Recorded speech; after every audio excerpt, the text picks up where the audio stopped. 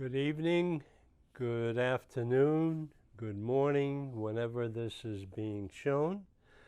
I'm Mark Zuberek, and welcome to the Topics of the Town News.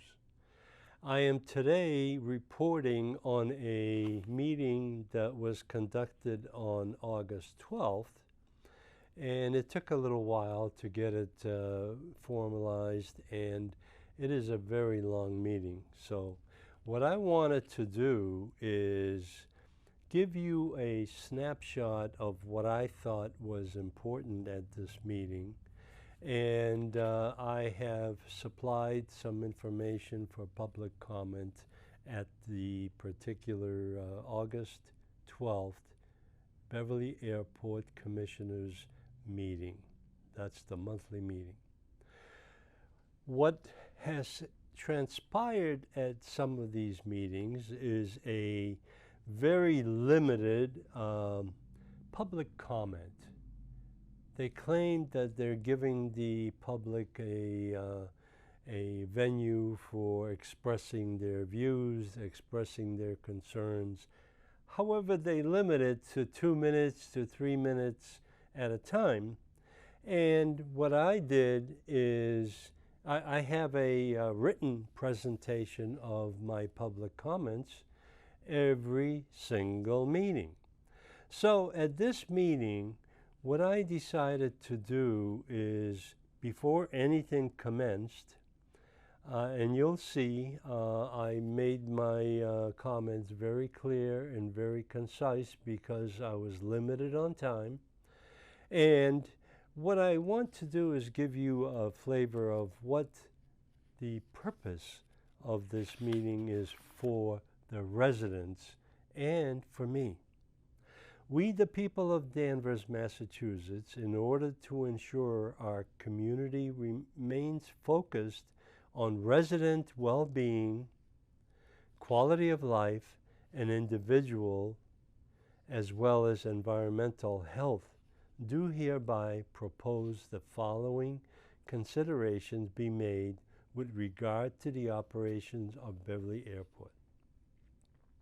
I made these comments, public comments, as motions for somebody on the Beverly Airport Commission to pick up on it, because everything revolves around the environment.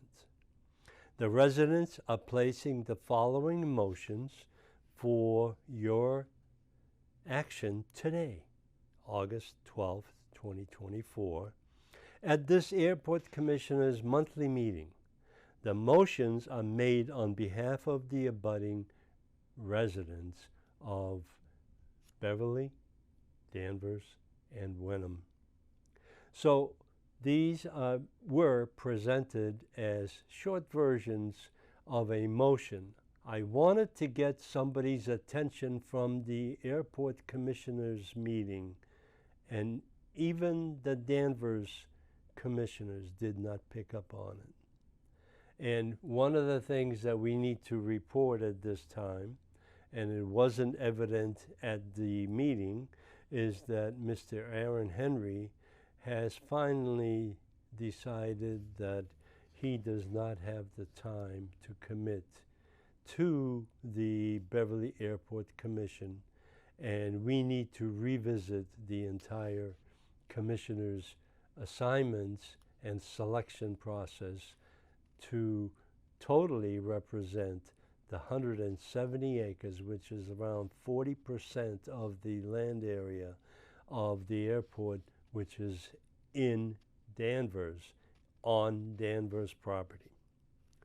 So my motions were very clean and very simple, and what I want to do is present them to you before you hear them in this meeting. A motion is hereby, number one, the motion is hereby made to revoke the current lease for the planned West Side jet hangar. The lease is for construction of the flight level aviation hangar. The lease is to be revoked due to extensive and unresolved environmental considerations that have not been fully explored to date. This was the big one, and this is the one that we're going to be dealing with because it's on our side and it's right in our residential area. So that was motion number one. Nobody picked up on it. So I hope the chairman of the Airport Commission starts picking up on these. Number two, a motion is hereby made to incorporate in the current and future leases a stipulation for environmental and health impacts affecting the surrounding communities. Renewal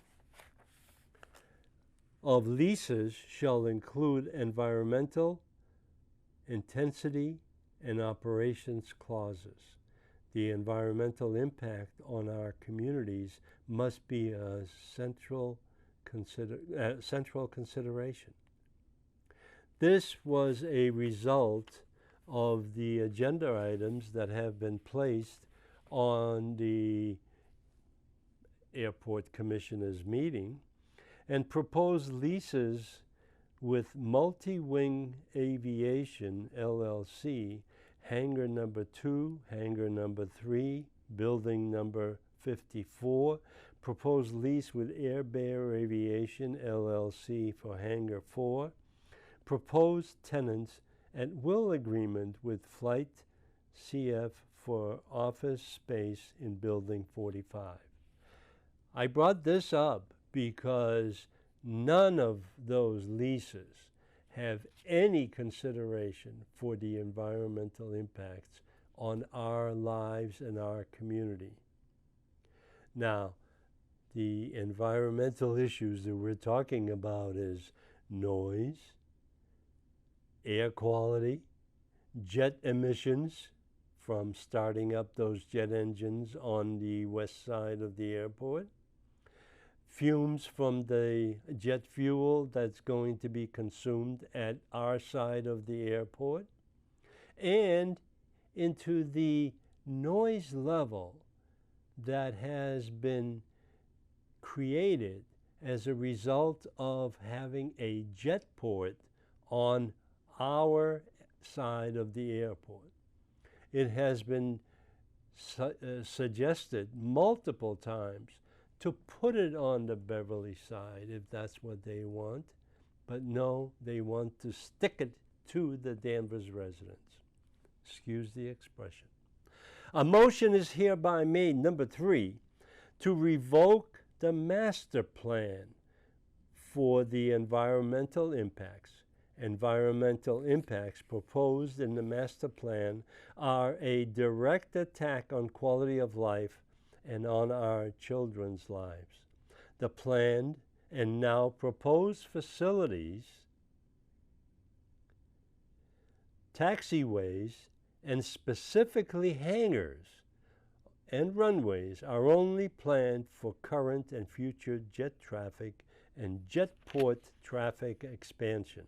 Facilities, expansion, and intensity of use leads to larger, heavier, and noisier flights. We already experienced that, and it has been reported to the airport manager in emails, and all of a sudden now he wants us to fill out a form on the website for the airport. Let the airport manager handle the issues that are happening to the residents and to curtail those types of issues. If he starts looking at the website, he will not see the details of what actually is happening.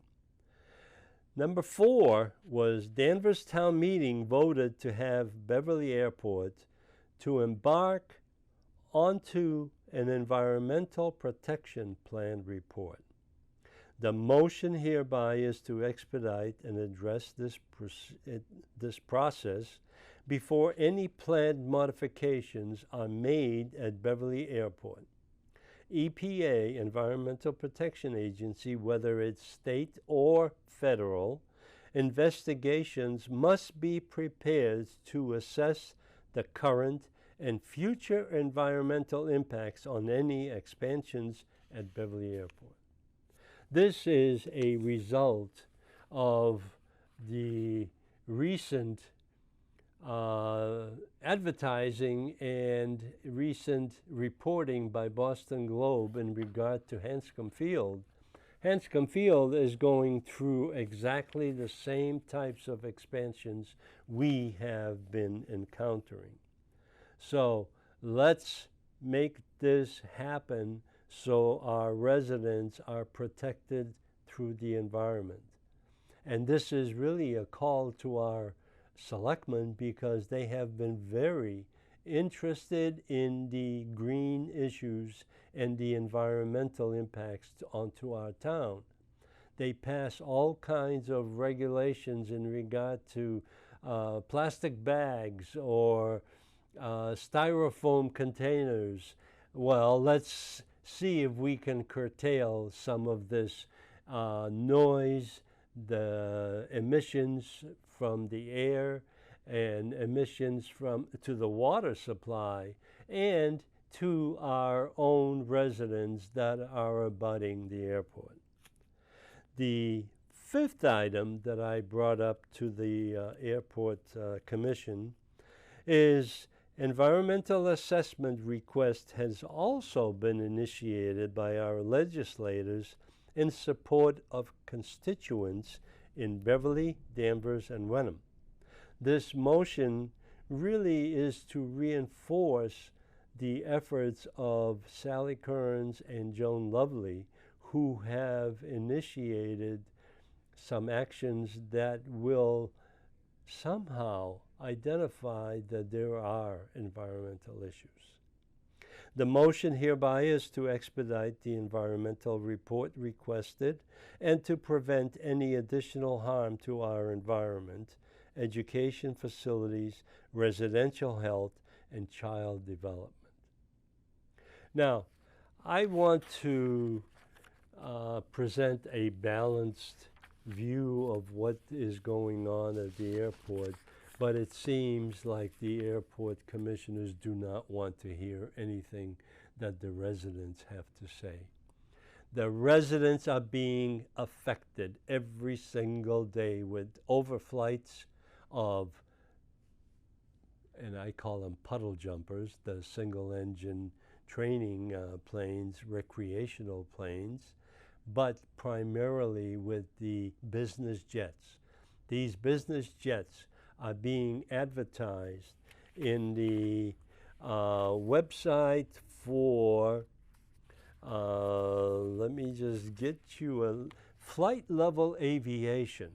If you go to the airnav.com, there's all kinds of advertising that flight level aviation, the developer and supporter of the 300-foot long, 135 feet wide, and 46 feet high hangar that is being planned on the west side of the airport. And here, what you'll see is advertising for flights that are they're looking for customs availability at the airport because they want to attract international flights. Come on, people. This is a regional airport, municipal airport, that should remain as a municipal airport. Logan is down the street, Hanscom is down the road, and there are other airports that are much, much larger than we are. If they need to drive from Beverly to one of the other airports, let them do it. Let them enjoy the traffic mess that we have created for ourselves, and we need to encourage recreational use at this airport and not the jets.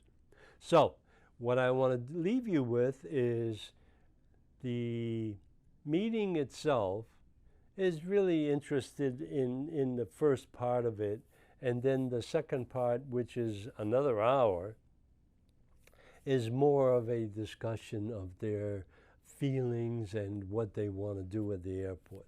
But the key thing that we need to do is that we need to encourage or enforce the noise abatement policy, and we need to enforce the motions that have been made to the Beverly Airport commissioners in regard to the impacts of our environment.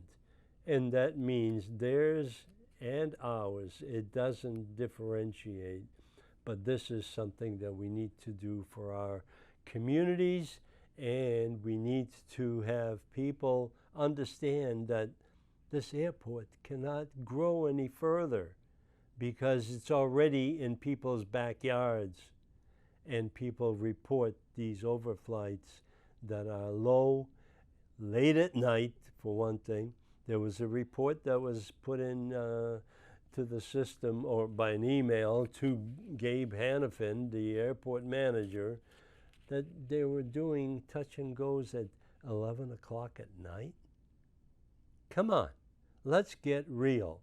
So watch the meeting. You don't have to go to the end because I ran out of memory on my camera. The meeting was so long.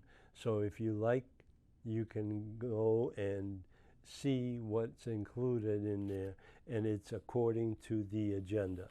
And the agenda is presentations from Airport Solutions, Airport Managers Report, report from subcommittees, and they do have some important information, grant proposal submission and next steps. Let's find out what the grant is for. This is for the expansion of the airport. EV charging update and strategy, and update on operations and fee tracking system.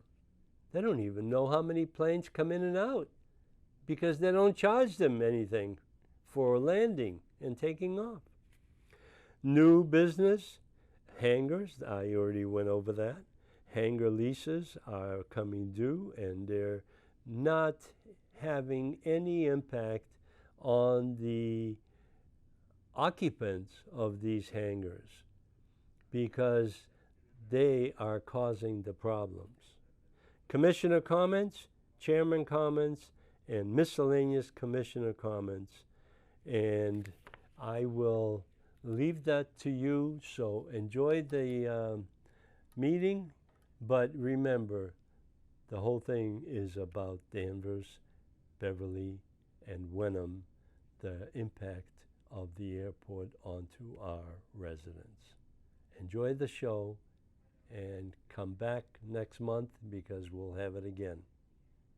Good night, good afternoon, good morning, Danvers.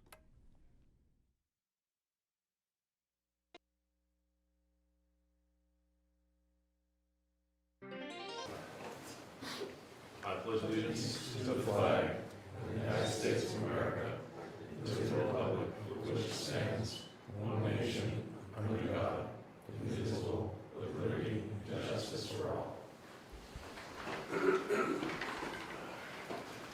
All right, we'll do a calling of the roll. We'll start off with Commissioner Doxey. Here. Commissioner Willett.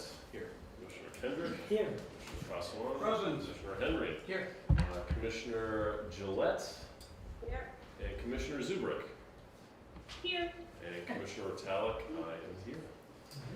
All right, we'll move on to approval of the minutes for July 8th of 2024.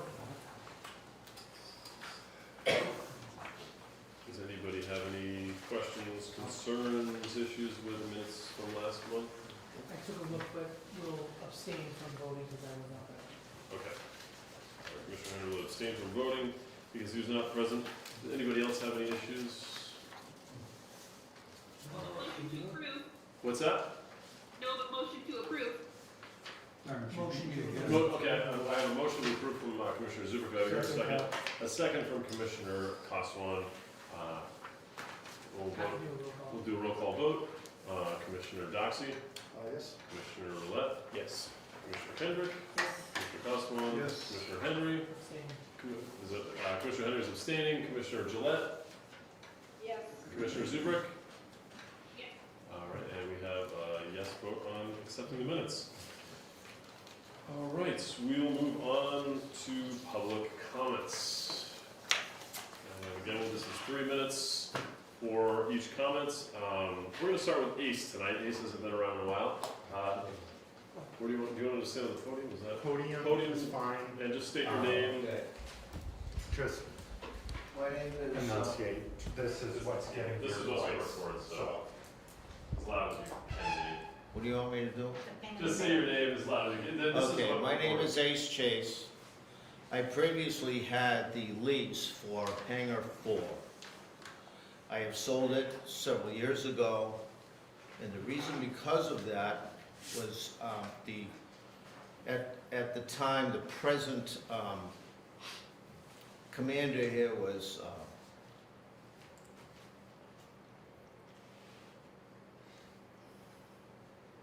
tell me. What's her name? Oh, L'Oreal. Gloria. And I was told when I wanted to extend my lease, because I was going to put several $100,000 into it, that I could not extend my lease. It had to expire according to the present lease, is how it was written. So I couldn't do that, and the city attorney backed her up on that, which led me to sell the lease.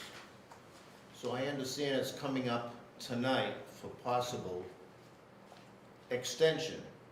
And if that happens, there's two ways you can do that. The present owner of the lease can give you 90 days and terminate the lease, and then you can put it up for RFP. Other than that, it's got to expire in 2026. So if it's voted on tonight to extend the lease, I don't want to threaten or anything, but I have legal procedures that are going to take place. Because I lost a lot of money because of that decision from her. And it was it was backed up by the commission, and it was backed up by the city solicitor. So I'm just saying, if you're gonna play games, you gotta go by the rules. And the rules are, that lease has no provision to extend it. That's all. That's all I wanted to say. Thank you. Thank you, Ace. Anybody else? Any other public comments? Public comment? We are in the public comment. Here's the gist of what I'd like to say, but I'll probably forget part of it, or most of it. You go to the podium, state your name, and you have 3 minutes. Pass this My on. name is Steve Bloomerth. I moved to Danvers in 1955 at age 4. It makes me 73 years old now, so I may have lived in Danvers longer than many of you may have lived in Danvers and Beverly, but in spite of that, I think we probably have a lot in common. Anybody sitting here tonight, or most people sitting here tonight, isn't here for personal gain. They are here because they're dedicated to their town, their community, and their love for their town and their community to continue to be a good place to live. So I want to pose a question is, how do we all contribute? How do we learn to make our community a better place to live, or keep it in a nice fashion?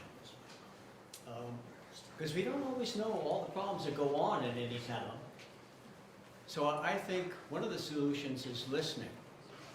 Listening to our neighbors, sometimes not just our next door neighbors, sometimes people who may live across town, sometimes our neighbors who may live many miles distant, but who are faced with similar situations. We are all just people trying to get by, trying to have a nice place, trying to take care of our family and friends. So sometimes listening involves learning things that you might not have known. So I could show you studies that talk about jet backblast and how far those frequencies travel, what they do to homes, or you could simply listen to people whose houses shake, the whole house shakes, at 11:30 on a Sunday night. I could show you studies that calculate the emissions from private jets, and it comes in about 1,000 cars. Or you could listen to people who have to leave their backyard, close their doors and windows on a pleasant summer night, and come inside so they can stop coughing from the jet fumes.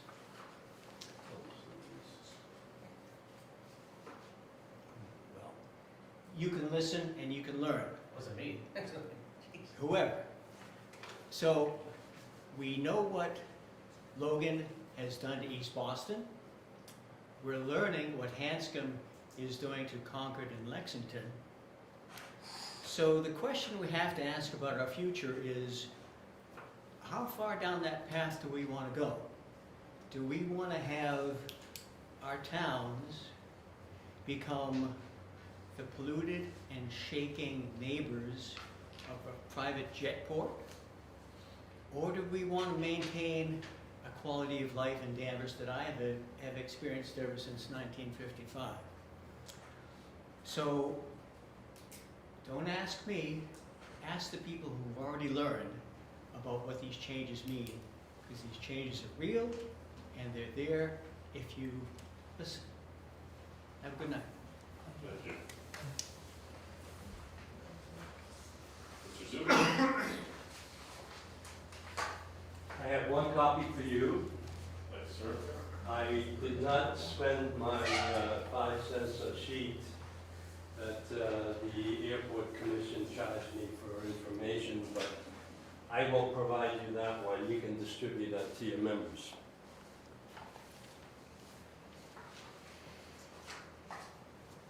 And I hope you give me enough time to get through my slight presentation here, that I want to give you an idea of what Danvers community needs to address. Mr. Zuberek, I'm going to give you 3 minutes, just like everybody else, and I've given you more time than anyone else in these public comments over the past 6 months. So Well, your 3 minutes starts now, and I hope you respect the commission and the time limit that's been given. well, the commission is very disruptive in what you are proposing, but let me just make my motions.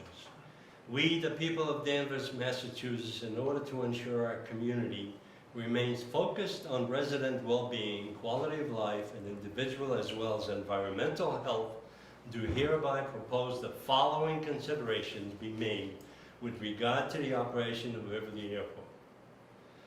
My presentation, as you see in front of you, is 5 different motions that I would like the commission to consider, because the motions are very applicable to what's going on in the environmental space of this airport. Motion is hereby made to revoke the current lease for the planned West Side Jet Hangar. And you can read the rest. A motion is hereby made to incorporate in the current and future leases a stipulation for environmental and health impacts affecting the surrounding communities. Number 3, as motion is hereby made to reevaluate the master plan for the environmental impacts. Environmental impacts proposed in the master plan are a direct attack on quality of life and on the quality of life of our children.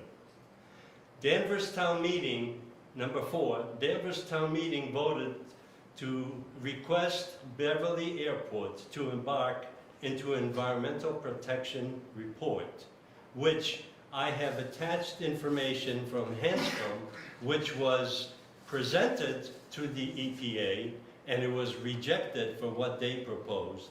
And you need to really take a look at that, because this is something that's affecting every single individual living in both our communities, not just in Beverly, not just in Danvers, not just in Wenham.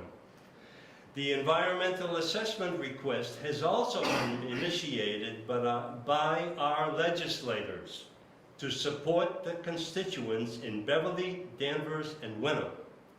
That process has not proceeded as fast as I expect. I always expect things to happen quickly, and they don't. So I plead with you guys, all these 5 motions need to be addressed by the airport commissioners, because they all apply to what's going on at the airport and what effect our communities are experiencing. So, is that 3 minutes or more? You're spot on, Mr. Zuberek. Oh, 3 wow. minutes. Hey, thank you. I appreciate it. State your name, please, sir. Sure, Tony Betancourt, 15 Thorpe Circle, Danvers, Massachusetts. Town meeting member, precinct 5. Okay. I thought we're on a good track and stuff, but I don't know, I don't think so anymore. Now, August 2nd, okay, 7:30 in the morning, okay? Started off at 7 o'clock. Winds were calm winds and everything else. Runway 27, in action. Planes doing touch and goes at 7:30 in the morning, okay? I did call Gabe about 8:30. He did call and take care of it, so he did take care of it anyways, okay? So I appreciate that. But see, I thought we were supposed to, we get it in writing. Like I told him, if you change something, I'd like it in writing, okay? Definitely, okay? If something's gonna change and we don't do it, I want it in writing, okay? The best way to do it, okay? And that's what happened. And I was very surprised too, as the tower chief. I was very surprised, okay? Very, very surprised, okay? And I was home today too. The jet took off on 27 and 10, shook the house. You know, I'm not lying to you, I'm telling the truth, okay? But you know, that's it. You guys have problems, that's all I can say. Thank you, Tony. Spare moment, 1 second. Today, I reported 3 incidents regarding jets taking off from this airport, flying west-northwest. And they're shaking the houses. You're absolutely No, right. So No, I do want to touch on that. We did actually not officially receive any noise complaints about those 3 jets. We got an email about them, but you did not file them through the website like we've asked. I don't know if that's a really difficult process. Let me tell you for something, no one's to- gonna fill anything out, because they've been filling for years and nothing's ever happened, so they're all depressed, Well, okay? we're not That's talking it. about years ago. I'm telling you. know, we've had this discussion. Oh, yeah, I know before. we had this discussion. I'm Doesn't make a asking difference. everybody to Yeah. please file them through the website. so Well, they I didn't can- file my complaint with, I just called No, Gabe. I know, but if you could, that would be much appreciated, and again, to the doctor who was speaking before, you know, this is also, you know, we need to hear from these people, we wanna listen, so, we You're can't hear hearing anything, it right we can't now. hear anything if you don't speak up and you don't file the complaints in the proper place. So, that's all we can ask for you, and you've said it to us, and we will do our best to take care of it. All right, any other public comments? All right, we are going to move on. Tenant comments. Any tenant comments? All right, we will move on to Airport Solutions Group. Filling in for Fred is Bob. Bob, you can stand there or you can sit here, whatever you want to. Okay. I'll just stand. For the record, my name is Bob Mallard with Airport Solutions Group. We have 3 projects on our memo here. The first one is the EA, EENF, and the SCIR project for the master plan. We're just really waiting for the grants to come in. The state and federal grants have been submitted, and just waiting for them to come in. Can I stop you already? Sure. So, the federal portion of that grant, the city has received. It's sitting on the mayor's desk right now, just waiting for his signature. And then we'll, so just wanted to add that in. Yeah, there, that's that good We've news. got that federal grant portion, and Okay. we're in the process of executing it. We'll eventually need a signed copy of that, because there are certain dates the city signs that have to make their way into other federal reports that we have to do. Of course. So if we can just get a copy of that. Yeah, of course. Can I also add that it might be helpful for the public, instead of a bunch of letters, to let them know exactly what you're talking about, because if they don't have the agenda sitting in front of them, it might be a little bit difficult. Sure.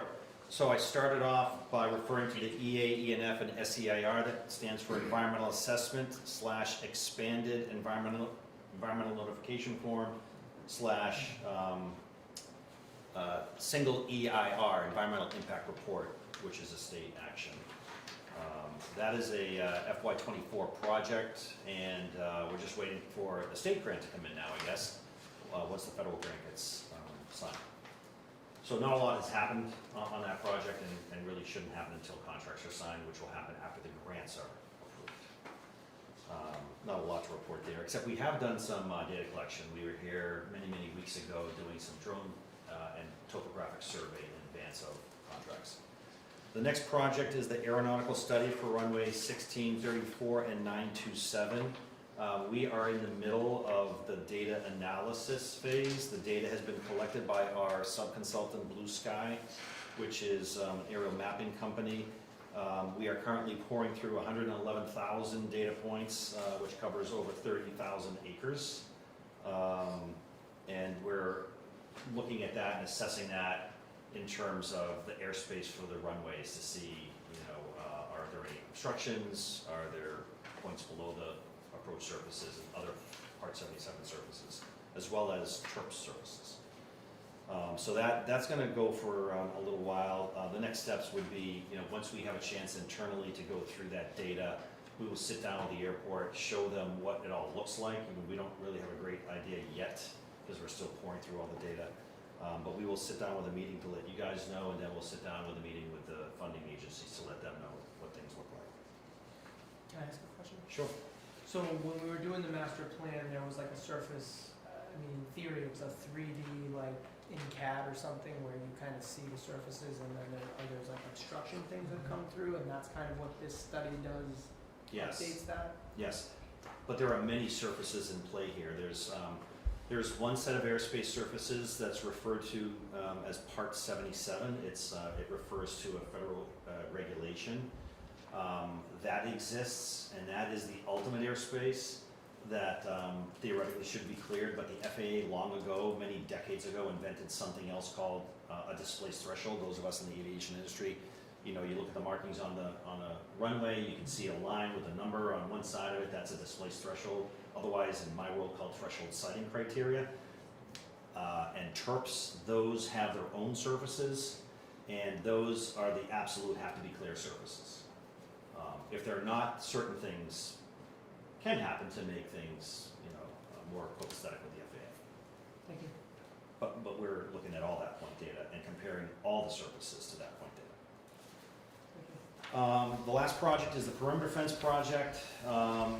Craig was here on Friday. My staff has been here quite a bit inspecting that project. I am told they hit substantial completion. I don't know the exact date of that, but they are into liquidated damages. They have exceeded the contract time, which ended June 29th. They went beyond that. The state is giving us the airport really a hard deadline to say they're only going to pay through June 29th. That's the adjusted contract end date. They exceeded that, so something called liquidated damages kick in after that. Contractor is well aware of it, he knows, and but they have stopped. Once you hit substantial completion, the LDAs stop. How's the cleanup going? Are they cleaning up well? I think so. Yeah. Yeah, I know Craig, as Bob mentioned, was out Friday walking the entire perimeter with the contractor to make sure that cleanup was moving along and there wasn't any outstanding major deficiencies in the Yeah. project. Yeah, Craig did tell me before I left the office today that there wasn't a lot of substantive things on the punch list, very minor stuff, so I'm told. In layman's terms, for the liquidated damages, like the contractor knew, is this kind of normal for this to overrun like that and it'll be worked out, or is this a big problem? That's a really good question. Contractors don't like liquidated damages because they have to pay. They have to pay for whatever cost is incurred by the awarding authority, in this case the city of Beverly, for incurring costs because the contractor didn't finish on time. The major cost associated with that action is my company having to be there longer to inspect. So it's mostly labor costs. And they agreed to the contract, but they overran it, so it's unfortunate. They did. It is unfortunate. There was, I heard the state, we had a slightly difference of opinion with the state. We thought it should have been a longer construction duration. They did not listen to us. They imposed a shorter duration.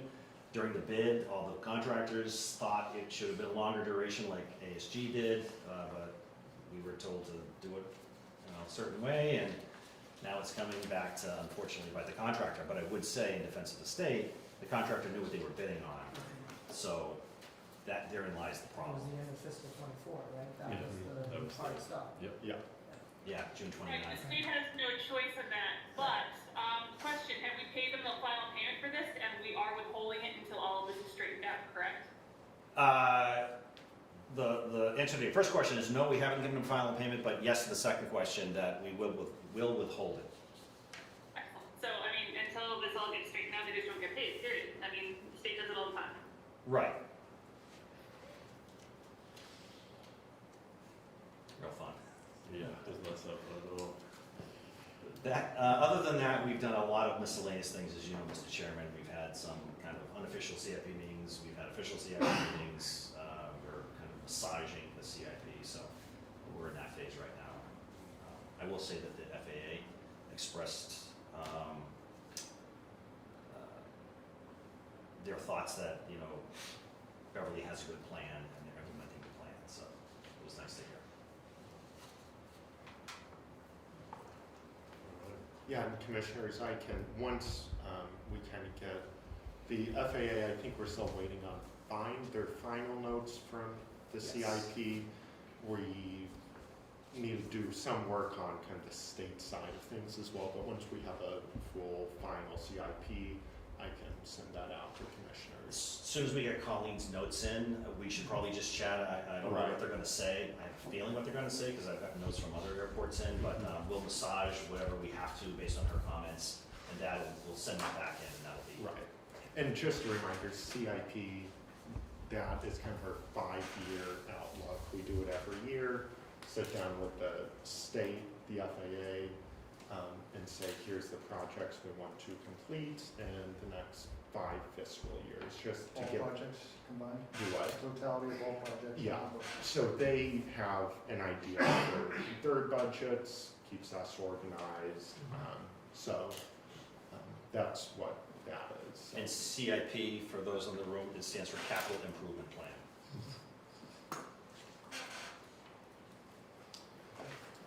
Any other questions for ASG and Bob? Thank you very much, Bob. Yep. All right, and we will move on to the airport manager's report. Hello. Happy August, everyone. All right, let's dive right into the operations and fee report. So our monthly operations, we had 9,177. It's been a long time since we've seen a 9,000 plus operations month, so it was an exceptionally busy July.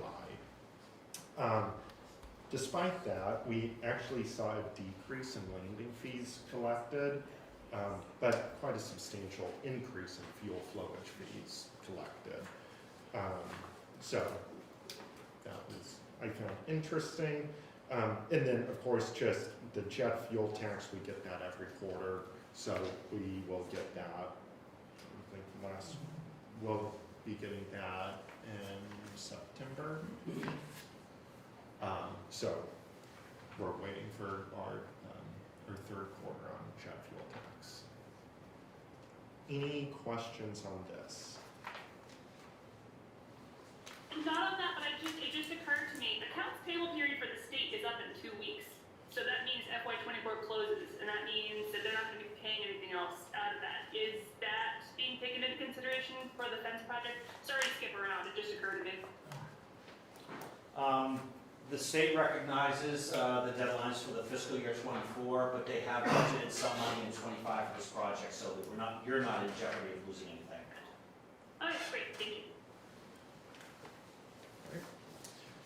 Moving on to the budget summary. July was the first full month, or the first month of fiscal year '25. We're off to a really good start. We have received about 13% of our budgeted revenues and expended only 9.7% of our budgeted expenses. We are 11.5% of the way through the fiscal year, so that shows us that we are ahead on revenues and behind on budget. expenses, which is where we like to be.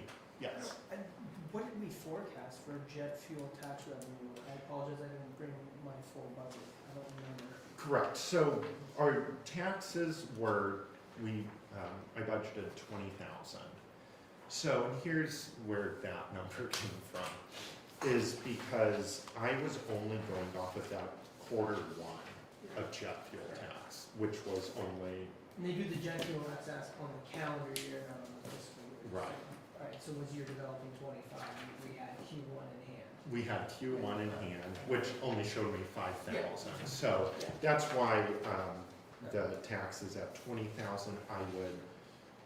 I'll stop just short of guaranteeing we won't blow way past that on revenue, which is a good feeling. But yeah, that's a great note. Thank you, Commissioner. Any questions or comments here? All right. Moving on to my monthly report on noise complaints. So we're looking at the period from last commission meeting, July 8th, till today, August 12th. In that period, we got a total of 9 complaints from 5 unique addresses. So year to date, our total complaints that we've received were right at 150 from 25 unique addresses. From this period, 6 of those complaints were from Danvers, 2 from Wynnum, and 1 from Beverly. 6 about Runway 27, 2 about 16, and 1 about 34. Again, that kind of checks out with what we already know kind of our biggest, our most noise sensitive runway is being 27. The operations causing the complaints, I think I mentioned this last meeting. I want to underscore it again that I am noticing there's a noticeable drop in complaints I'm receiving about consistent touch and goes that I can point directly to one of our flight schools. So again, I want to commend the flight schools on the work that they're doing to help us out, help the neighbors out, because there's a noticeable decrease in complaints we're receiving about flight school operations here. So the operations, they were evenly spread. I have 3 from touch and goes, 3 from departures. Those were jet departures out of 27. And then the 3 under multiple, those were just complaints that were very generalized. On Sunday, there were planes over my house all day long, so it's hard for me to say that was a touch and go, that was a departure or landing. So that's what I mean there with the multiple.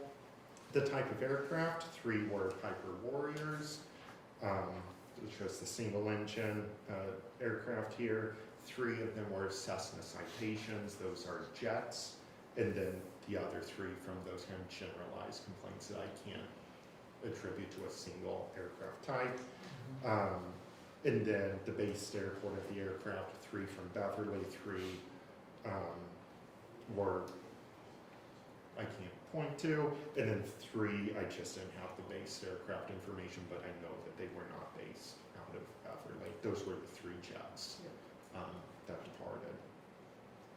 Any questions on noise?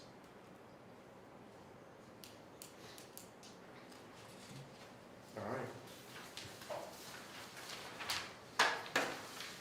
Next, I want to, and I know the Innovation Subcommittee has, their update to give where it's going to be touched on, so I will try not to dwell on it too much. But I know that it's been a big topic of conversation here about the landing fee and operations tracking and ensuring that we're getting the most landing fees that we can, ensure that we're getting accurate operations counts. So I've spent a lot of time, as you guys know, I like my spreadsheets and numbers, so I've been doing lots of spreadsheets. And I found that the current setup we have, as far as our current fee structure and having the FBO collect those fees at time of the landing or at the time of the sale, has shown in almost every case that that is more beneficial to the airport than going to a third party. Third parties are asking for percentages that are greater than what the FBO currently charges. I'm finding on a month-to-month basis, the FBO on average is missing like 3 operations a month. So there's about 3-ish operations happening each month that should be getting charged a landing fee that the FBO is missing. Whether that's an aircraft that comes over to the east side, they're doing a quick turn after hours. All that's to say, in my opinion, I don't know that capturing those 3 a month is necessarily worth giving up more percentage in revenue. On the note of just operations accuracy, couple things. One, those numbers I give you guys every month on the operations count, those come directly from the tower. Mary in the tower and her controllers track those every month and then send them to me and I present them to you. When I compared those numbers to actual ADSB figures from the ADSB that we have stationed here at the airport, those numbers tend to come back higher than what's actually being tracked by ADSB. So ADSB might still be the more accurate, but we're not missing out on hundreds of thousands of operations. If anything, we're overestimating how many operations we're getting a year. So we're not missing out on any substantial amount of operations. We're not missing out on any new threshold for operations. I also want to share, if you want to direct your attention here, let me first share my screen. I want to share what we have currently available for free through the ADSP that we have stationed here at the airport. So for free, I can get 7 full days of operations data. So here's every operation that has happened at the airport within the last 7 days. And then I can come here and I can see my dashboard. And this gives me daily counts right here on how many operations were tracked by ADSB. This breaks up by runway usage. Here's aircraft design groups, aircraft types, weight class, the breakdown between arrivals and departures. Can you download, I mean, could you in theory every week download that? Yeah, yeah. So when did you start grabbing this? Because this is something that was never talked about. So I started. How long have we had this capability? I'm not sure exactly when this was. It predates all of us. It's predates all of Right, us. so do you use this to? So now, believe it or not, I have a spreadsheet. Yeah, sure, I mean, now So you're getting the information, right? we're literally, first thing I do every morning is get on here, check the dashboard. But when did you start See grabbing this? When did I started tracking this as of August 1st. Okay, Yeah. great. So So- once we were starting to look at this, this pops up. Right. Okay. So this operations data we have at our fingertips. Mhm. If we want to get a full year's worth of data, that's $3,600 a year. And then I could see everything for a full year. But Or we can download it every week. or we can download it Every every week, for right. free. Which is, I mean, that's kind of probably short. How long does that take to do? For me to do Download it every week. 30 seconds. Oh, Right? I mean, Yeah, yeah, I mean, it's not bad at all. yeah. but to use this to charge, you still have to go through some manual Right. I assimilation can of that data, right? hit this, and this will tell me Mhm. aircraft that are still on the field. Admittedly, I've not gone through this and checked for accuracy, but presumably if an aircraft touches the ground, this will let me know that it's on the field currently. Does the tower count the number of operations per runway and do you cross-represent to this? They don't, the tower just counts Okay. the number of operations. Yes. So Gabe, And so after the tower closes, could you grab that data and then contact the aircraft owner and charge them? Yes, Is that your? that would be possible, yeah. Is that But your yes, plan? nobody knows the plane comes in and out Yeah, unless we had a filtering service.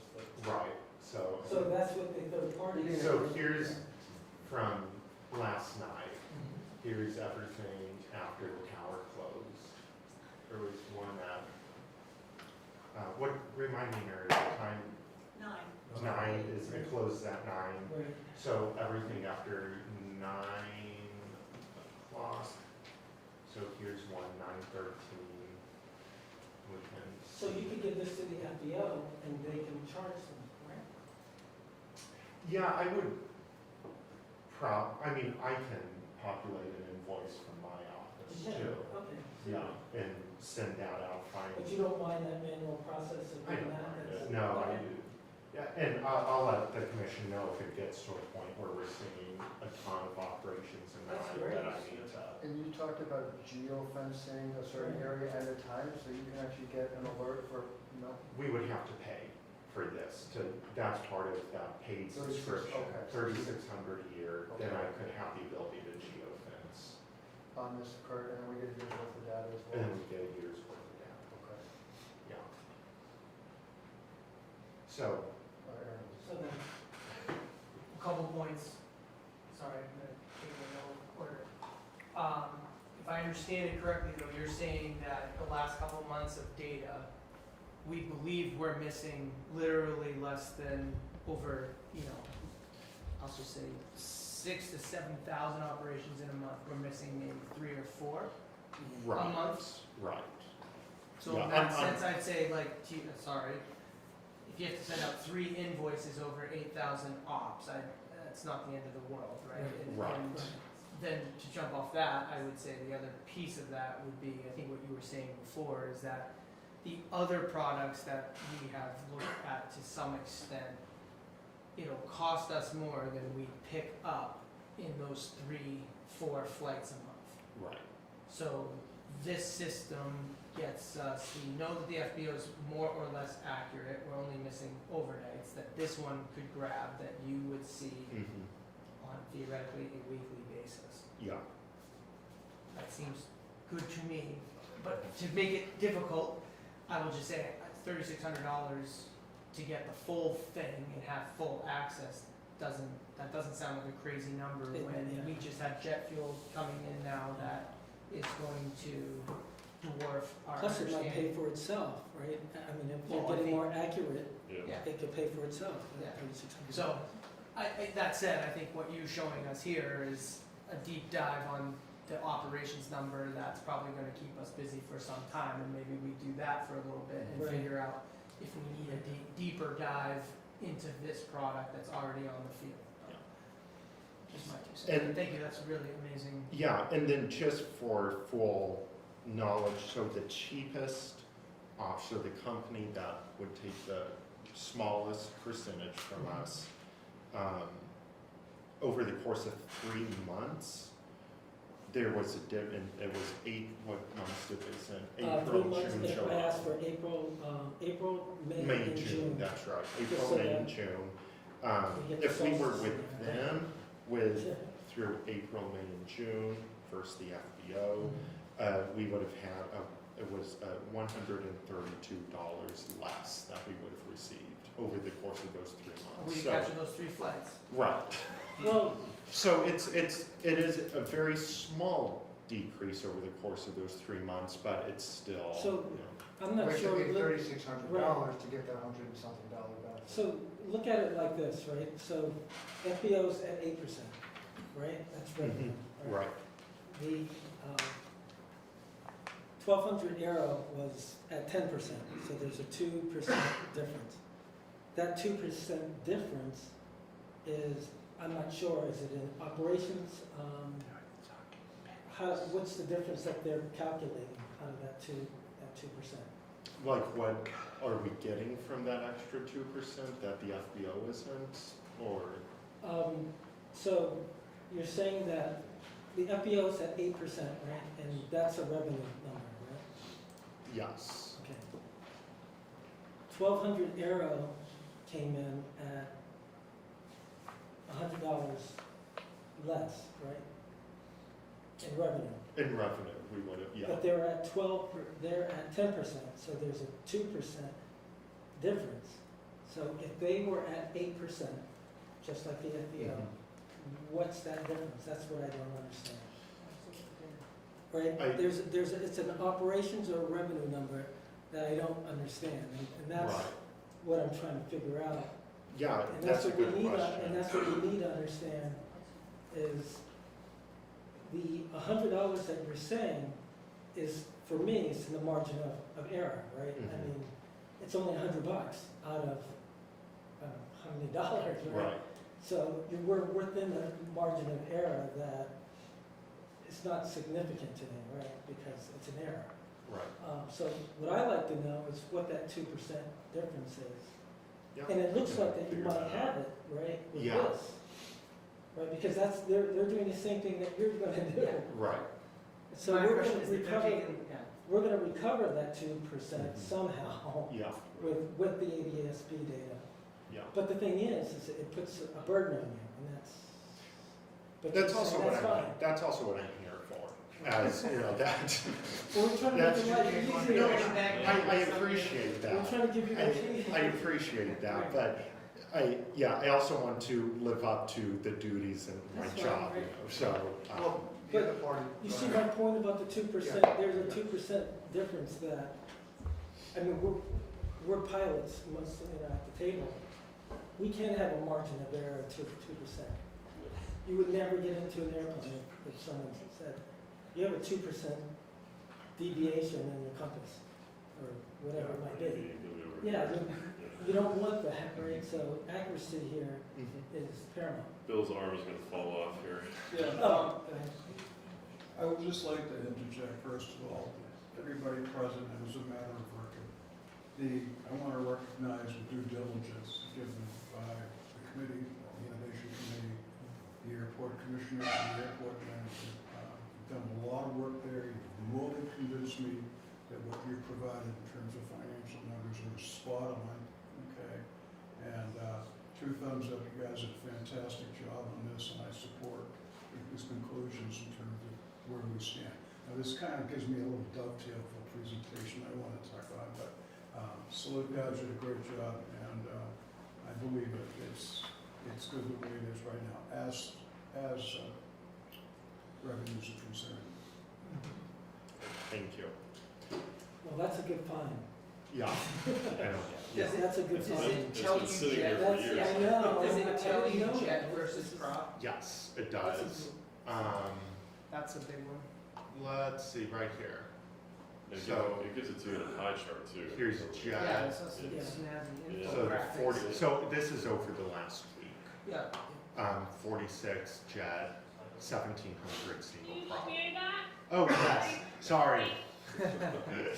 42 helicopters. 42 helicopters, which is our, can you see that, commissioners? I can, and when they drop off some explosives at Beverly Police Department, a lot of helicopters are gonna be out. That's kind of what happened. Yeah, they drove by my house all night last night. It was like, they call them Danvers, I mean, it's every town came out. Now, I'm not exactly sure, I need to do a little bit more reading on what they mean by regional. I don't know if that's a jet up to, like, Yeah. exceeding a certain size. Yeah. But that, I need to figure out what that means. I guess I would say I might revise my statement, prior statement to emphasize maybe it's worth buying the 3600 for a little bit more, only because that would allow us to go back in time a little bit on some of those numbers, but It would be nice to go back to January something. and correspond with our right. noise complaints Exactly, and right. just, Yeah. get a good Yeah. picture. Because again, I know we've And- talked a lot about the jets and There is a Now we way have to a put way. noise complaints in here. Oh, and then it could, so, yeah. And there's an invoice button there too. There's an invoice button as well. I don't know if, I found that doesn't work. That might be something that would have to be at that 3,600 a year, but I just put in here the weight of 6,000, because anything under 6,000 is free. And then submit, and then I'll spit out invoices for everyone that's, so. So you might be able to customize per weight Correct. and say, okay, if you're 6,000 to 7,000, this is what you'll get charged. Right. Okay. And then I first want to ask for, so I was testing out the noise stuff, and Tony, I chose your address to test the noise complaint thing. So is it okay if I share that up here? Okay, thank you. Tony's our guinea pig tonight. All right, so I put in this, a noise complaint at the address. I can hit this button, hopefully it pops up. It gives me an airspace review of that time and shows me any aircraft within that certain radius of the Betancourt's address. That's great. So, Oh, so if Tony had called and said, that there was a plane buzzing over his house at this time, I can put that in and it'll tell me who it If is. they do the right stuff, I don't hear them. That's the problem. Hey, Tony, That do you means get fly noise, one do you second. get noise from the crosswind or the downwind primarily? When they cut it short, I'm telling you, they cut it short a lot. Even when they come off 1/6, sometimes it's right over the house, man. Okay, they're not supposed to. It's supposed to be a square pattern. It's not a square pattern. I mean, So, being honest with you, that's all. I think it'd be a great idea to,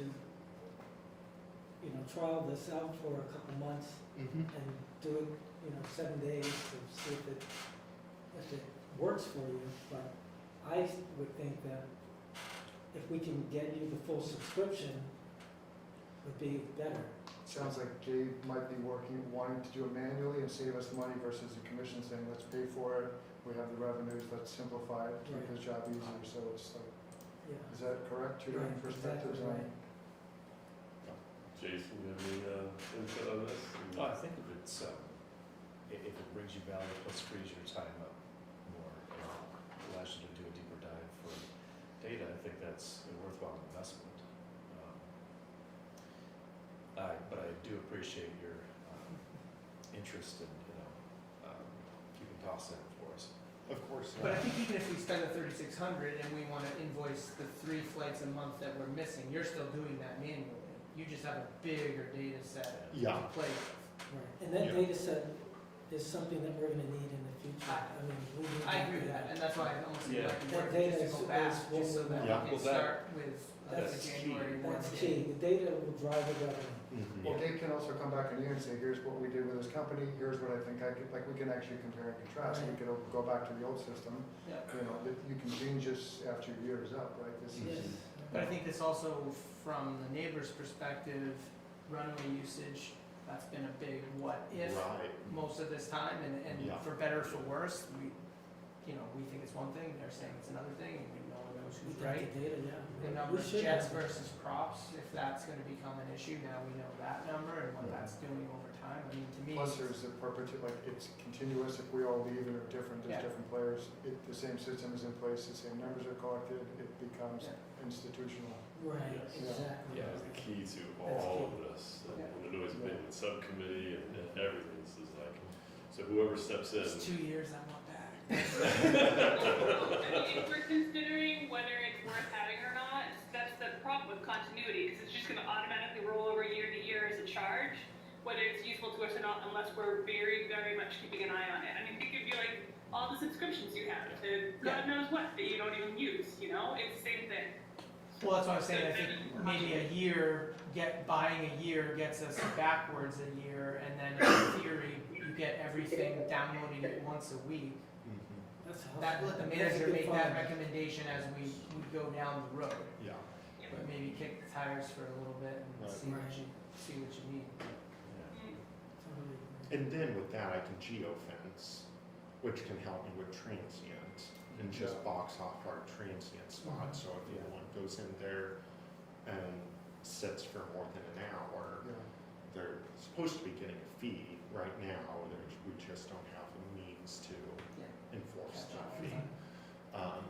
So that would It'd be pretty cutting edge to have all that, people can't get by and sneak in late, like, right, they get the bill in the mail and say, wow, how did they know? yeah, The only other thing that and we'll talk about it later, that the third-party companies do is, they do a data mine on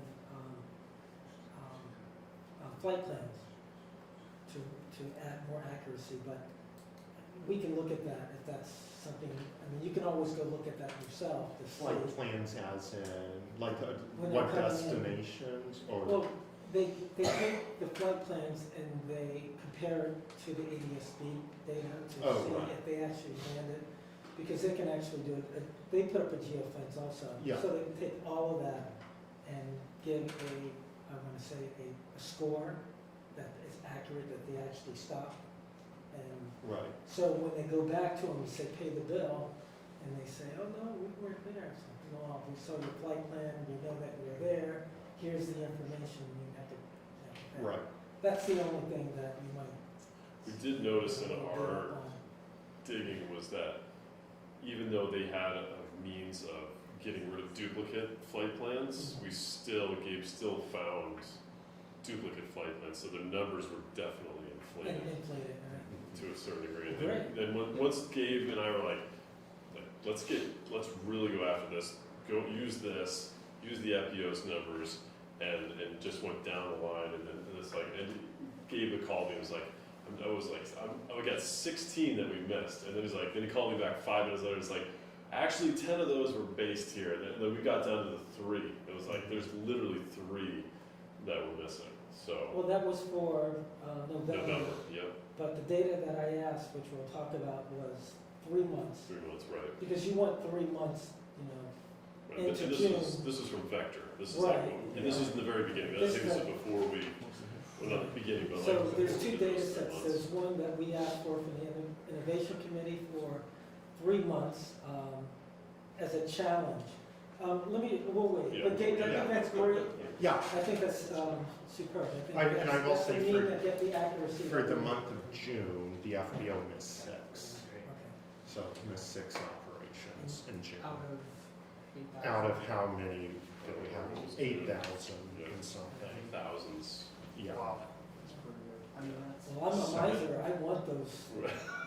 Sorry, I just want them all. I know, but I think in that sense, it's not like we're way off. Right. Like, The FBS is doing a manageable great job. number. We're splitting hairs. Right. Yeah, Yeah. exactly. That's okay. If you were going to go in your bank account and Oh, someone said, I oh, we're missing these transactions here. Yeah, no, I agree. I'm just saying, I think it'd be different if it was 200 operations. Well, yeah. No, yeah. Right. That's great. It's great news. Great. Yeah, then I know subcommittee, we can discuss more, but moving on. I want to bring up this topic again. It's been a while. I'm not Did you necessarily. invite Paul? I'm not necessarily looking for a long discussion on it. I just want to simply get it back onto the commissioner's radar, the property on Airport Road. I know that we've heard lots of different ideas from RFPing it out, seeing what type of interest we would get in the general business and industry community. I know I've thrown around the idea of, in a world, maybe far distant world, but if there is a world where it can be used for aeronautical space, we've explored that. So just want to get on the radar. I'd like to kind of get an idea, at least set a course, have the commission set a course for the airport, what we want to see, what we want to get out of it, kind of weigh those options. If anyone has anything to share now, great, but mostly just wanted to bring it up. Sounds good to me. You do a very good job, very, very, very good job. And if you believe it's an area we should expand and examine and review, I fully support that. can we get just a layout of what that, I mean, what the opportunities are for that? I see Airport Road, but, you know, there's a bunch of trees. Of course, yes, yeah, I can send that, I can kind of send some different ideas and stuff out there. The city of Beverly, of course, is still there. As we all With- know. Just a reminder. No, and you know, I really want to work with the city. I don't want there to be animosity between us, and the city. So I want to be delicate with that as well. I don't want to start making these big proclamations or moves that is, you know, going to put the city in a bad spot. It's going to send them scrambling. So I also want that to be a major part of consideration as well with this commission. The last I remember us talking about it, I can't remember, the Wayside trailers, am I saying that? Yes, Wayside was trying to straighten their leasing out. right. Did that happen? I can't Yes, remember. so Wayside has moved To one everything side, to yeah. one side, yeah. And we were in the process of working with the city to figure out what was what, and that's still open, I would Correct. imagine, that's Yeah. unresolved. Yeah, And then FEMA is Yeah. also, What they're paying now. yes, yeah, the city and So- Wayside. right. But then FEMA, the relationship between FEMA over there and the city, there's lots of strings attached there as well. So in many ways, when we're talking about FEMA and to FEMA, that's also a talk with the city. Yeah. Is it the range? It was, or the whole thing? That's another part of it, yep. Yeah, the range is, very complicated. Yeah. Yes, Bill? Just one quick comment here. A year ago when I came on board, I imagine as everybody did, I met with the mayor and Jerry Perry. I'm not really sure what Jerry's title is, okay? And separately, both of these gentlemen brought it to my attention and focused on maximizing revenues coming into the airport. In other words, using every tool in the box you've got, and that's how I see this. Of course. Yeah, so anything that supports that mission, Yeah, and I think that's certainly my goal as well. So, you know, if we dust off an RFP and send it out there, we take in those responses, we could get revenue off that land fairly, relatively quickly. Without touching the city and FEMA? We could stipulate within an RFP an We're area trying to that would. protect them for now, we're trying to keep them in the consideration. Right. Look at all options, Yeah. but that would be an option. That would be an option, yeah. And that would give us that revenue relatively quickly. If we want to say, there's a potential to get some infrastructure back there, maybe some T-hangers or some tie-down slots back there, that will get us good revenue, but that won't be coming for another way down the horizon future. We have two choices, like non-aeronautical could come quickly, aeronautical will take some time. And ASG has also done a mock-up of a potential as to what we could do down there. And it's definitely, it's just, preliminary mock-up, but it definitely looks great. And I'd be interested in the aeronautical aspects. yeah, I'm on the same page. I'm personally more towards developing aeronautical-wise. The revenue in my eyes is important, but keeping it aeronautical. I see this whole right side of LP Henderson being industrial, and we could keep the left side aeronautical. Would be fantastic. But, yes, Bill. Okay, before we get too far afield here, I was kind of hoping we would stay on the air operations and their traffic thing. And we've also got a comment about discussion on landing restructuring. We had discussed something. Yeah, we'll still get to haven't that. got to it yet. Yeah, We're still in the We're still manager's trying to- report, which is a discussion on the property of Yeah. Airport Road. So Yeah. we're just on to the next line of that. Yep. But yeah, so the ASG mock-up is very attractive.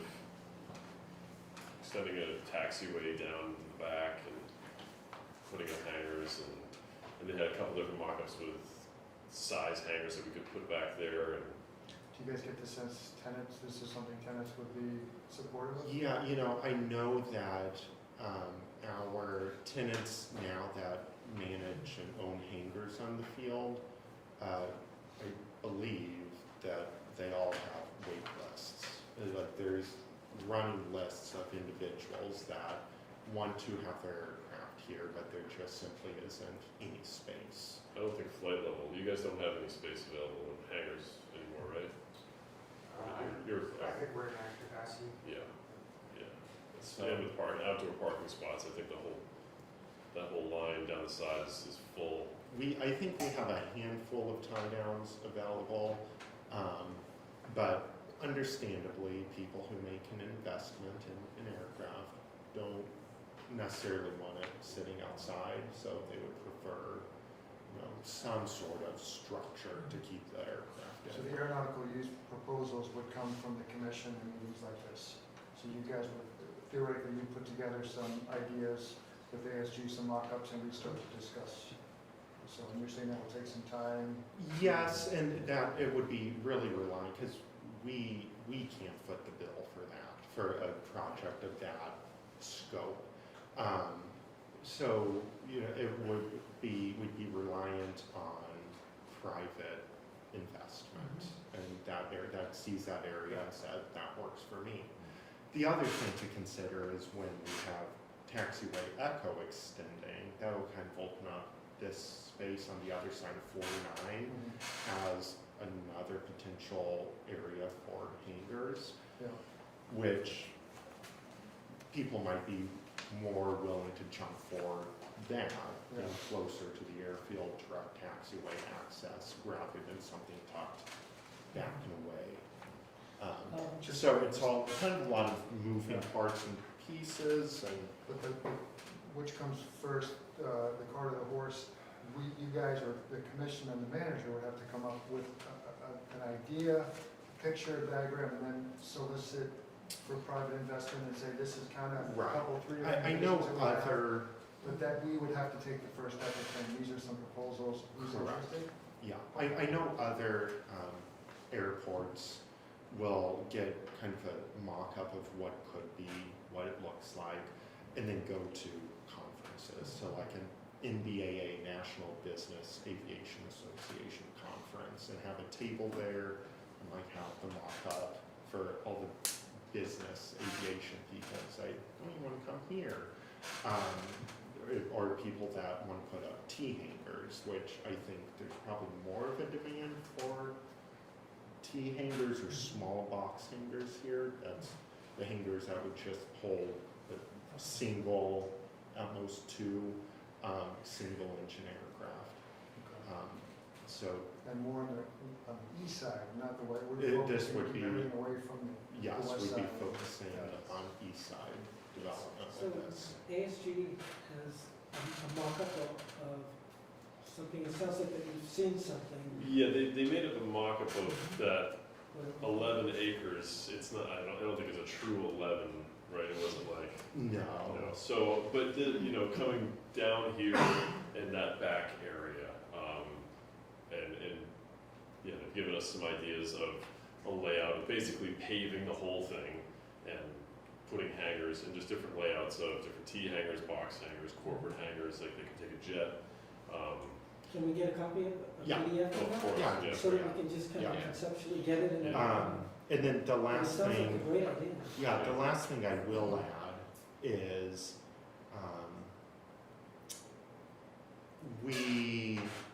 if we say that whole area we want to use for aeronautical, then we have to deal with Airport Road itself. We'll have to get that moved to go around so folks going to FEMA can get to Still on the FEMA. 11 acres, but have a different entry. But point. have a different entry point.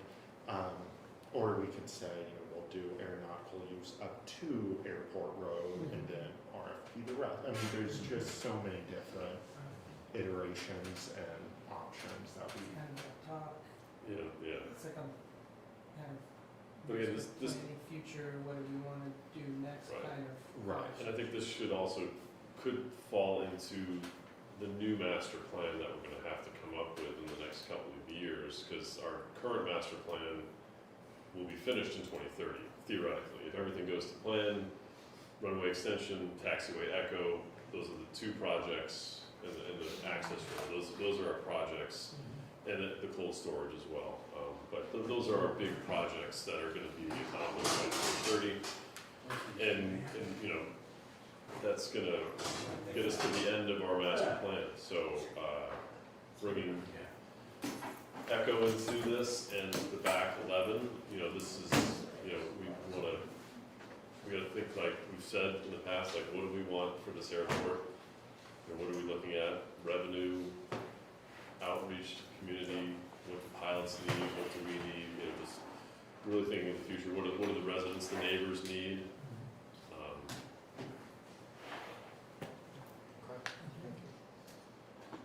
Cool, all right. Next, just another update on Building 45.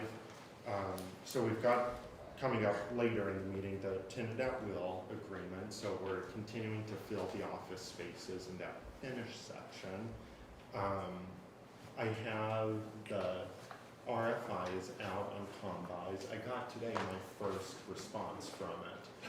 So we're generating at least some It's interest. going, yeah, keep it out there. And people looking at 45 and, you know, giving us some ideas of what they vision as being possible over there for that unfinished You can section. send me the link to that. Yes, yeah, There's some builders that are, yep, one of the builders that's actually doing a refurb over, I forgot what building, is interested also, so, yeah. Great. Let's see. Apply. cool. We have the plumber here today, so the building has hot water now. And then we're gonna have HVAC come out and make sure the HVAC is all up to maintenance and good and prepared for the coming winter months.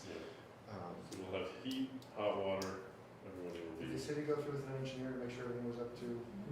That's not under the city's purview, so we've talked to ASG, we've gotten some names, I think, from Craig, about an engineer that Yes. can look at the structural soundness of, it's really just the restaurant, the old restaurant end that we're having a slight concern about. The rest of it looks fine, but that wall next to Javier, I just want to have looked at. It's, yeah, before we move any further with construction or having anyone come in, but. That's all I have. I do have, thanks for reminding me. I have two housekeeping items for you guys. So the first one is that our next commission meeting is scheduled at September 9th, I believe. That is also the date of the next Beverly City Council meeting, and I will have business before then that night. So just want to make you guys aware of that scheduling conflict I have for the September meeting. I don't know Should we shift the day? Just moving it how to you, if Tuesday? you want to shift, if you want to go earlier. I was thinking if we could at least shift around on the same day, so, I mean, just so Gabe isn't here from 8:30 in the morning till 11 at night, you know, or like doing that 2 days. If we could, you know, get a meeting in before he has to go, Yeah, sure. or put his airport manager's report at the beginning, so he can. Right, because the city council isn't until 7, so, but just something to, So if we could, we might have to do I just some don't want to have to be shifting. gone 2 So days. we're proposing starting at 5, and then you get out early, get a break, and then go to bed? That would work for me, but Yeah, I mean, that's fine, that's fine by me. Does that work for everybody here? And I'll send out an email Yeah, to just confirm with everybody. Sure. I don't know if we have to legally do anything to Nope, just post it post as it? normal. Okay, Yeah. awesome. And then the second one is about the October commission meeting. It's becoming, we are thinking that we will get to welcome baby Hannafin number 2 to the family a little early. Yay! A little earlier than expected. Everyone's okay, just some extra precautions, but that puts us, we're kind of planning early October. So just another heads up, the October meeting is really up in the air for my attendance. That doesn't mean you guys can't have the commission meeting, but We Just- would be meeting the 14th of October, which is Indigenous Peoples' Day. oh, I didn't even think about that. Um, So, some considerations we for need to October probably think meeting. about that date anyway. Yeah, Okay. Gabe, how long will we be out on leave? I am planning to take 2 weeks after the birth. Oh, that's so short. Yeah. We'll see how I'm feeling after those 2 weeks. Or at least. Or yeah, I know, yeah, so. For like 2 days, my wife was like, get out of here. Come back to work. You just need You're a making walk. it worse. Done enough. Now, if baby does go to full term, then it'll be November meeting that I'll be, gone for. But just some stuff to keep in mind for the commission as far as future scheduling of the next few meetings. Okay. But again, if you guys want to have a meeting without me, that's fine. But yeah. Aren't you gonna designate one of the commissioners to substitute your position for the 2 weeks? For the 2 weeks? Yeah. It may be a good training ground for them. Yeah, maybe, yeah. All right, let's move on to reports of subcommittees. We have our update from the Innovation Subcommittee. Great. Oh, so some good things happened over the last month. The Innovation Committee has applied for a NOFO grant, which stands for Notice of Funding Opportunity through the DOT. This came to me as a challenge from my chair, who said we really need to get something in before the July 14th. So I took it upon myself to apply for 2 innovation grants. And they came out to about 1.5 million in grants for 2 different innovations. Now, one caveat, during these grant proposals, it's very difficult because you have to check off all of the appropriate boxes to make sure that you're compliant. And your innovation has to be compelling to DOT. And we have a lot of competition throughout the country. All of these are manifesting themselves. But we applied for 2.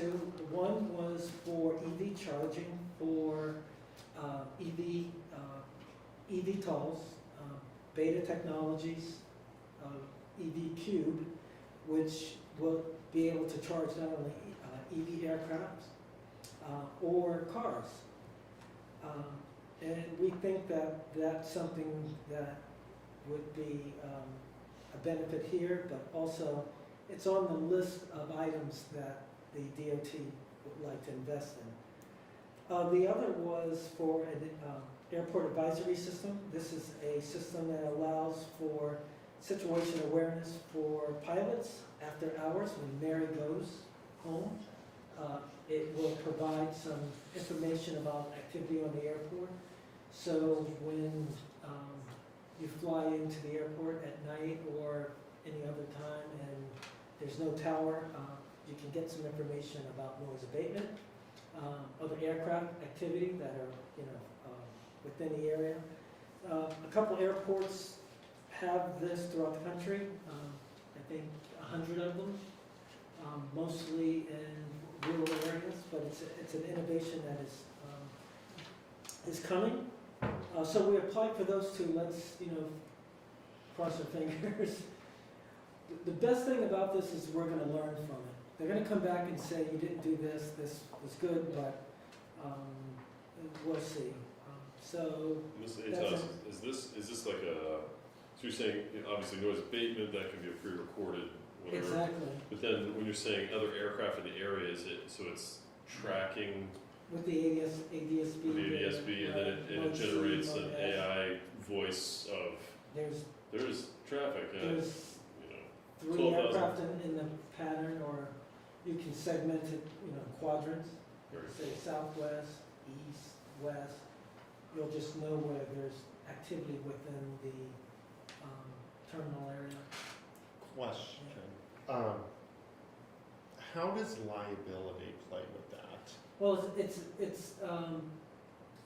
the FAA looks at it as an advisory system, so the liability would, is on the pilot for using it, right? If they're using it, they're using it just like going to getting a WX brief, right? If you're gonna go get your briefing, you have to fly safe, so it's just an information system. Okay. So it fits in the window of the FAA's rules and regulations, yeah. Okay. And what about security? Because that would be a super easy thing to hack, and if somebody wanted to do some ridiculous things, they easily could.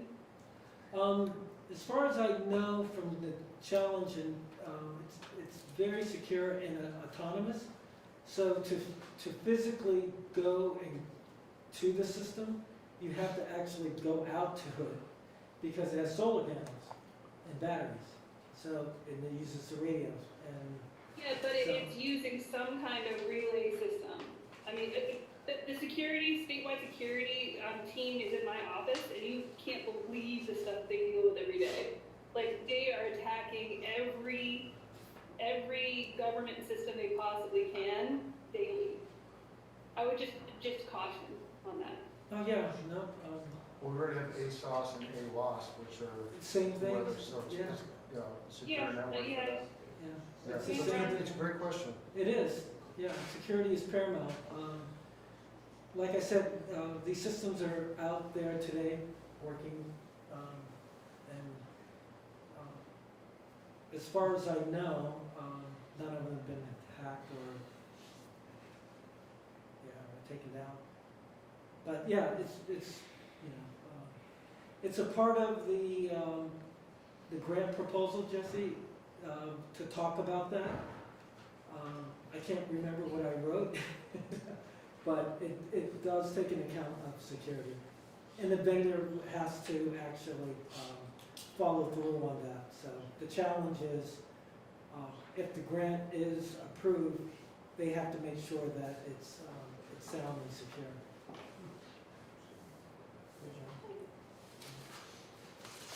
What's next? Oh, what's next? I'm not done. So we, as a part of the innovation committee, we look at what we're doing is providing information, back to the commission. And what we did was on the airport landing fee and operations, we have been, we reached out to 3 companies.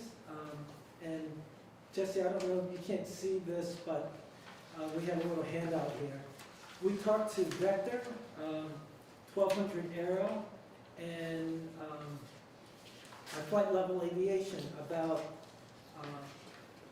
technologies, that's right, technologies. What we did was, we sent them out a questionnaire and asked them a little bit about their company, what they do, how many systems they have, how they charge, what they charge for, security, right? Where's the data? Where's the data warehouse? Who owns the data? All of those pertinent questions, we asked them. We asked, like I said, to Vector, and they gave us a very nice report on their company.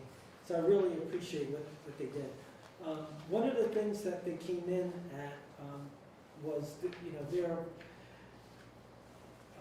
their revenue share is at 20%.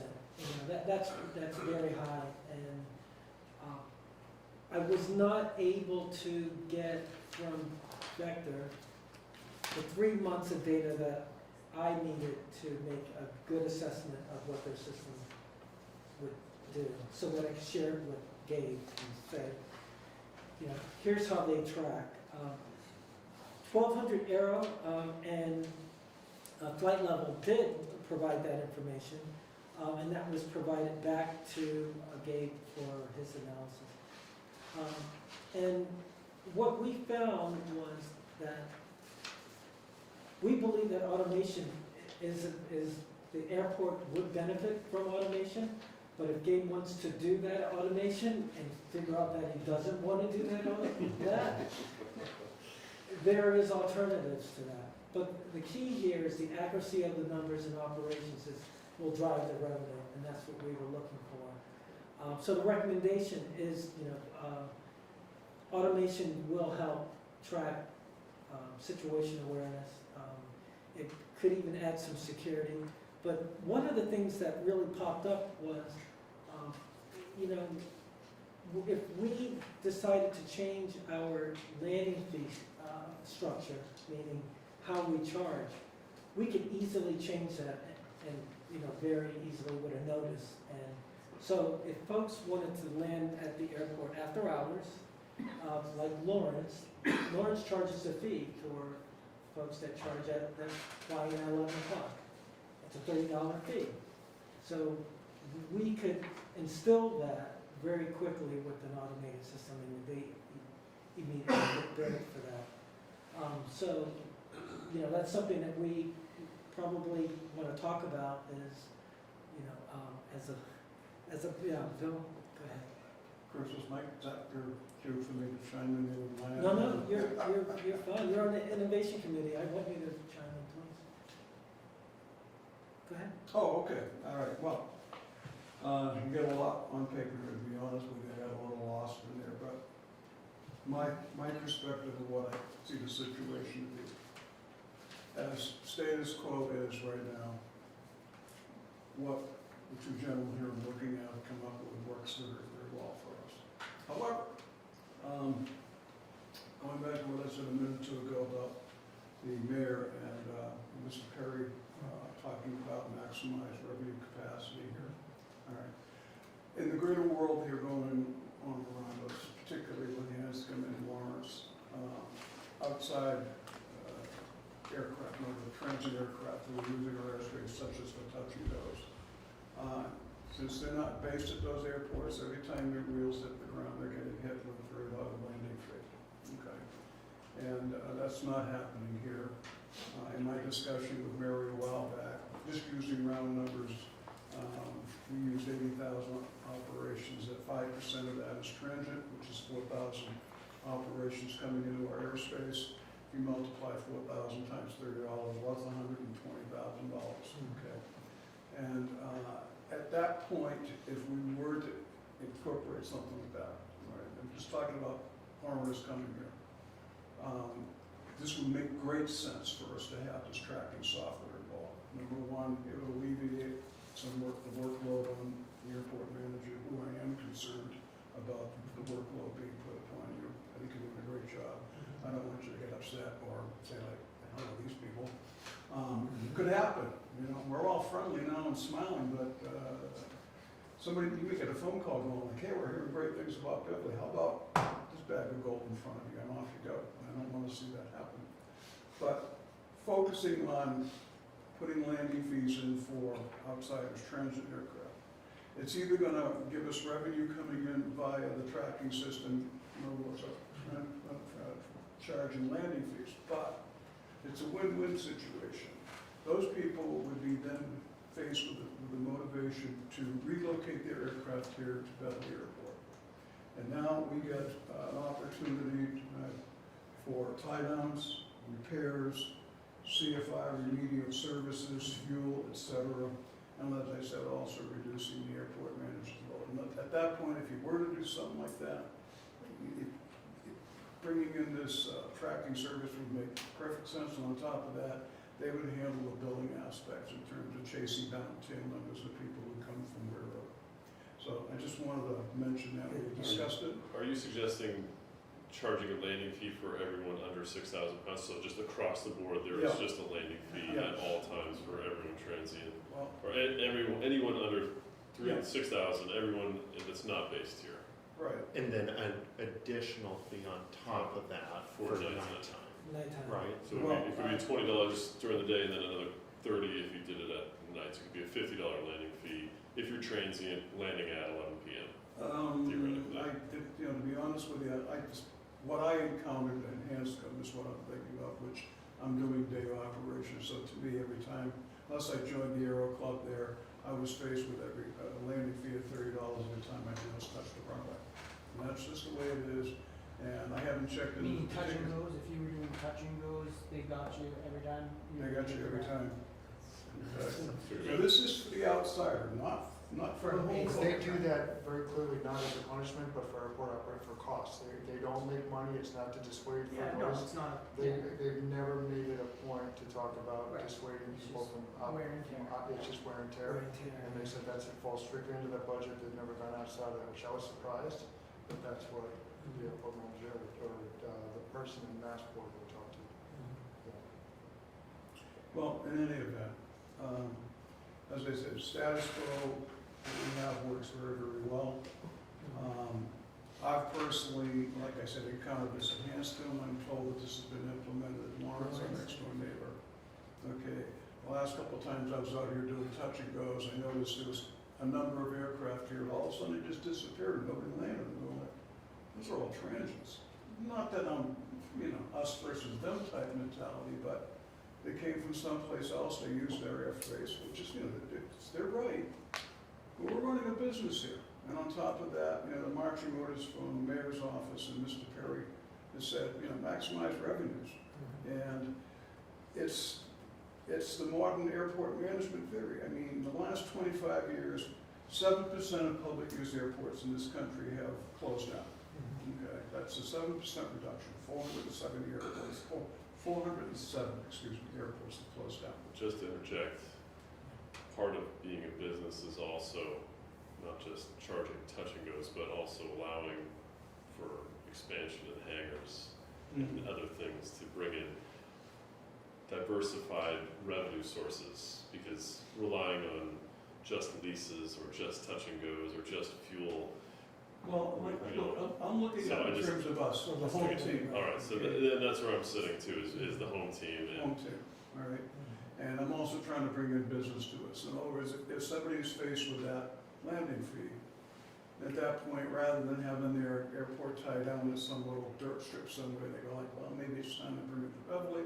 And like I said, there's tie down fees, repairs are gonna need, fuel, so on and so forth. Everybody gets a piece of the pie But also at this point, we have no room. this week. Right, but we do not have room currently to house any more planes on this Think field. beyond the box. No, I am. I am. I'm just saying, like, if we were to implement this tomorrow, and then the next 6 months, this idea of yours is coming to fruition, where we have these I think what transients. Bill is saying holistically, it will help if we do the expansion. Yeah, That's what I was He's saying. just saying holistically, it's, I mean, it's similar to like a toll, you go to Maine, you're going through a toll, you're paying to use the road to get up there. If you come to Beverly and you're transient and you pay $10 to land and park and use the services here, I feel like, yeah. I think that's something worthy of consideration, whether we go forward or not. And it also helps with noise, it makes people think twice once they get the bill in the mail for landing. Yeah. So you're gonna create revenue and conversation. And conversation, yeah, right. And we can always change policies, but it's worth not only talking about it. On the topic of, I guess it's not really the innovation committee, but I think you touched on it a little bit. When we redid the noise abatement stuff or updated it, we also looked at a few other things, but I don't believe, I want to say we did updated something a couple of years ago, it was the landing fee. Yeah, we did But did an updated we link. did a comprehensive look, I mean, on that, like, is it typical that airports would exempt 6,000 or less? They do, I mean, just to get, again, Norwood is, it's like 5,000, you know, it's 5,006. It varies. that's probably because right? there's a class of vehicle there that we're kind of saying if you're below this, Right. we're, And it's I don't know not. how they set yes, it, and but I it kind of the theory behind it has been that a small 5,000-pound aircraft Pound. isn't causing a ton of stress on your airport surfaces. The 80,000 jet Yeah. coming in is causing a lot of stress on the surfaces, so we charge them a fee to then use to go back into keeping our infrastructure up to maintenance or getting new infrastructure. And so that's the reason that you see a lot of airports exempting under a certain limit. So to go back to the innovation, I guess the part that you guys were looking at was saying, okay, in general, the fee schedule is not out of whack. We just looked at it not that long ago, but maybe there's some things we can do around the edges that kind of address Exactly, additional when we behavior, weren't capture tracking additional after the revenue. tower closes. Yeah, So now we Yeah. got the capability, yeah. and now we can reassess it. And look at that way. I think too, if we do implement getting this subscription service, or even start just with a weekly check-in, we can see exactly how many transients are coming in, I- how many touch and goes. Sorry to come back here. We can see the past week, the breakdown. I guess I should share the screen again. Mission info.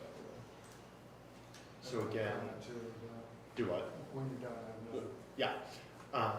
If we come to summary, so we can see based aircraft operations, and then this is our transient operations in the past.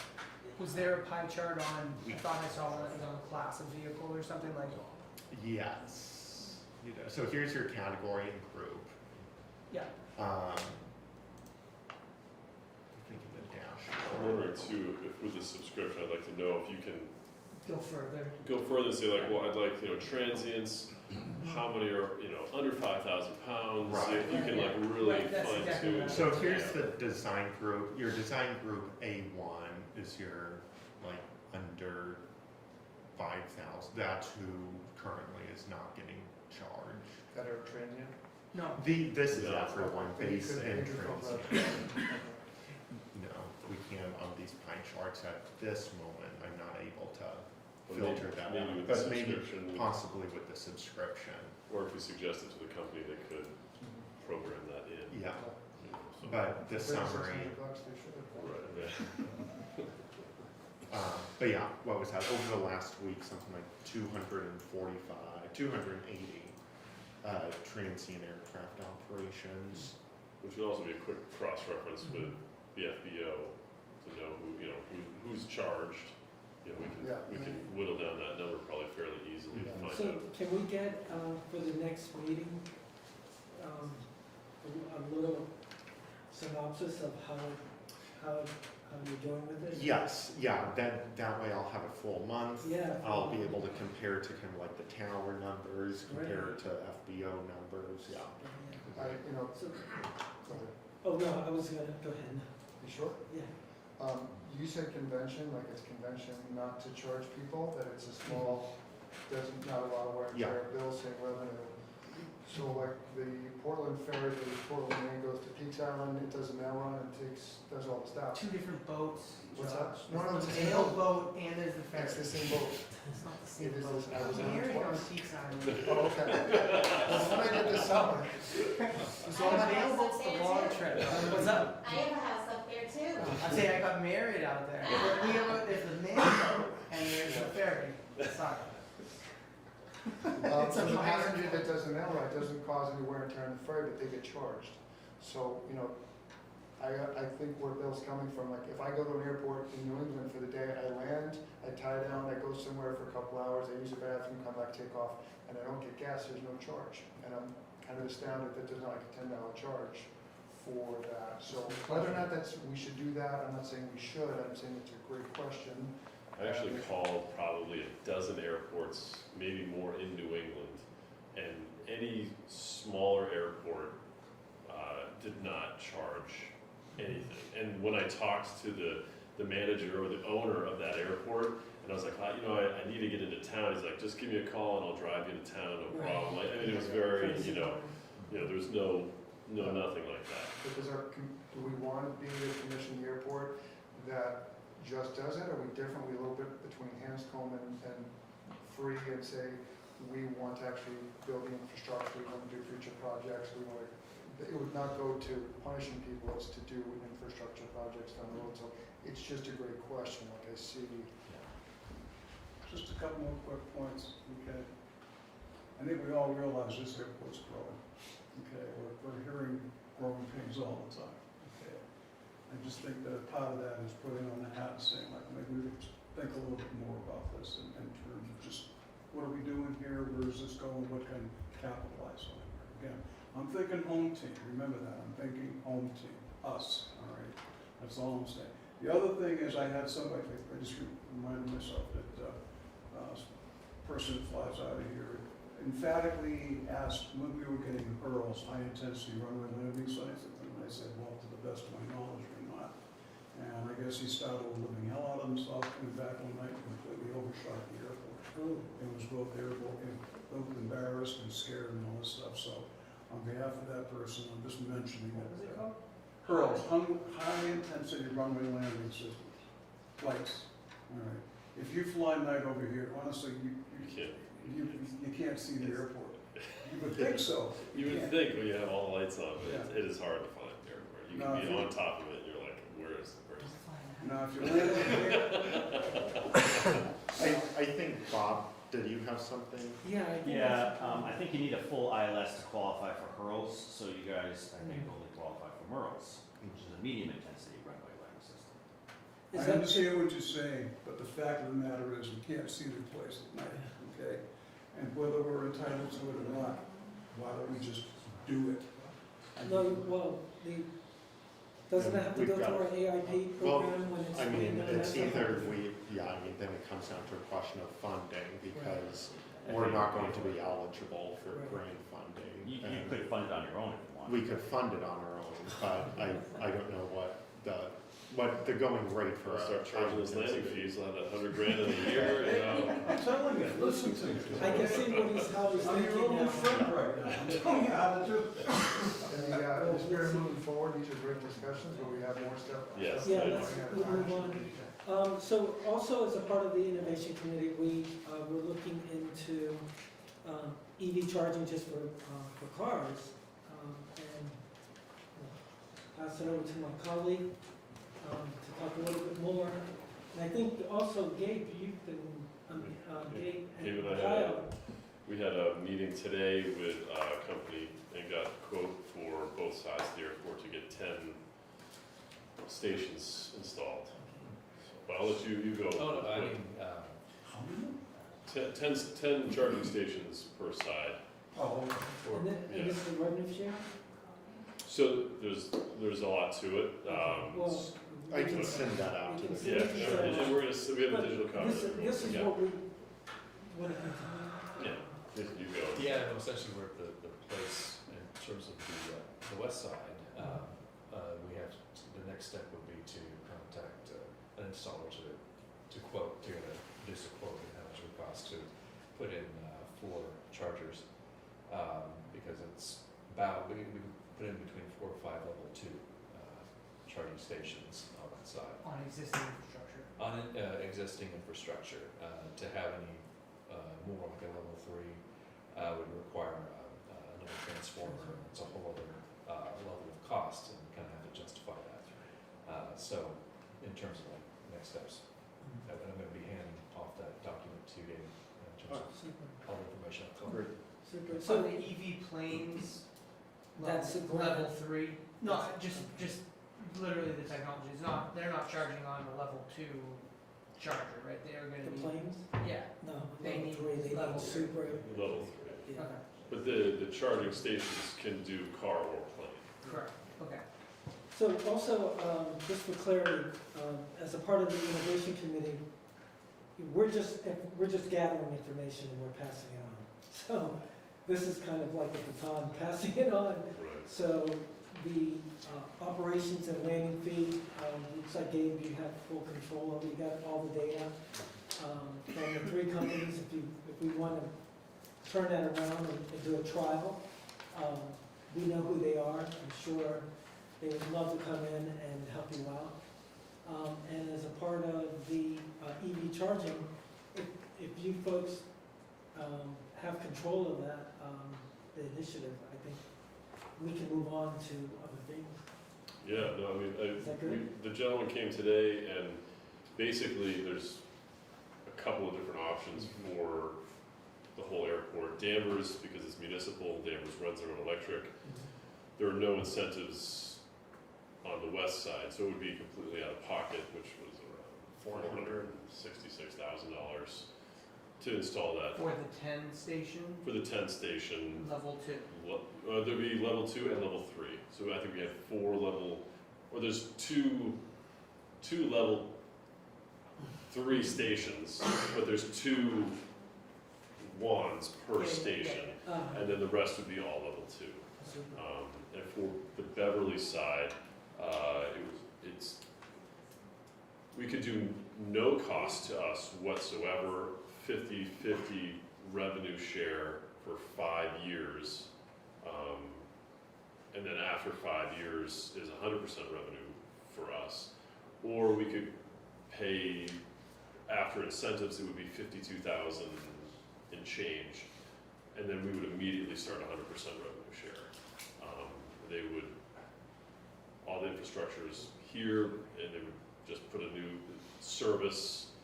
We were looking at behind building 45 to install those. They looked at the power. They looked at the power, they came out, took pictures, came in here, did everything. They take care of everything. But again, we have to do our due diligence with other companies. We can't just say, well, these guys look good, I want at least three quotes to present Can to. I ask a question about that 5-year plan? Yes. So they're splitting it with us 50-50 for the first 5 years, which means they could get some revenue out of this. Do they think that it's going to be obsolete in 5 years, whatever what they're going to be installing, and then become our problem for the disposal of any kind of chemicals or anything like that, like batteries and such? That might be a problem. I mean, 5 years is a real short time, but a real long time in terms of technology. Yeah, that's an interesting question. Yeah, I mean, so that's, the 5 years is their warranty on the product. There's no batteries that I'm aware of that are. Or whatever outside, the equipment or chemicals that he's mentioned, but, It's just transmission. yeah. Well, And level then 2, you maybe go from level 2 to level 3 may be more common, and level 2 would be outdated, something like that. But there is an option for an extended warranty for another $20,000 for another 5 years. So, we'll send all the commissioners all the Yeah, full maybe just a quote. little, questionnaire, of questions that we can give to them. Yep. Just get it down on paper.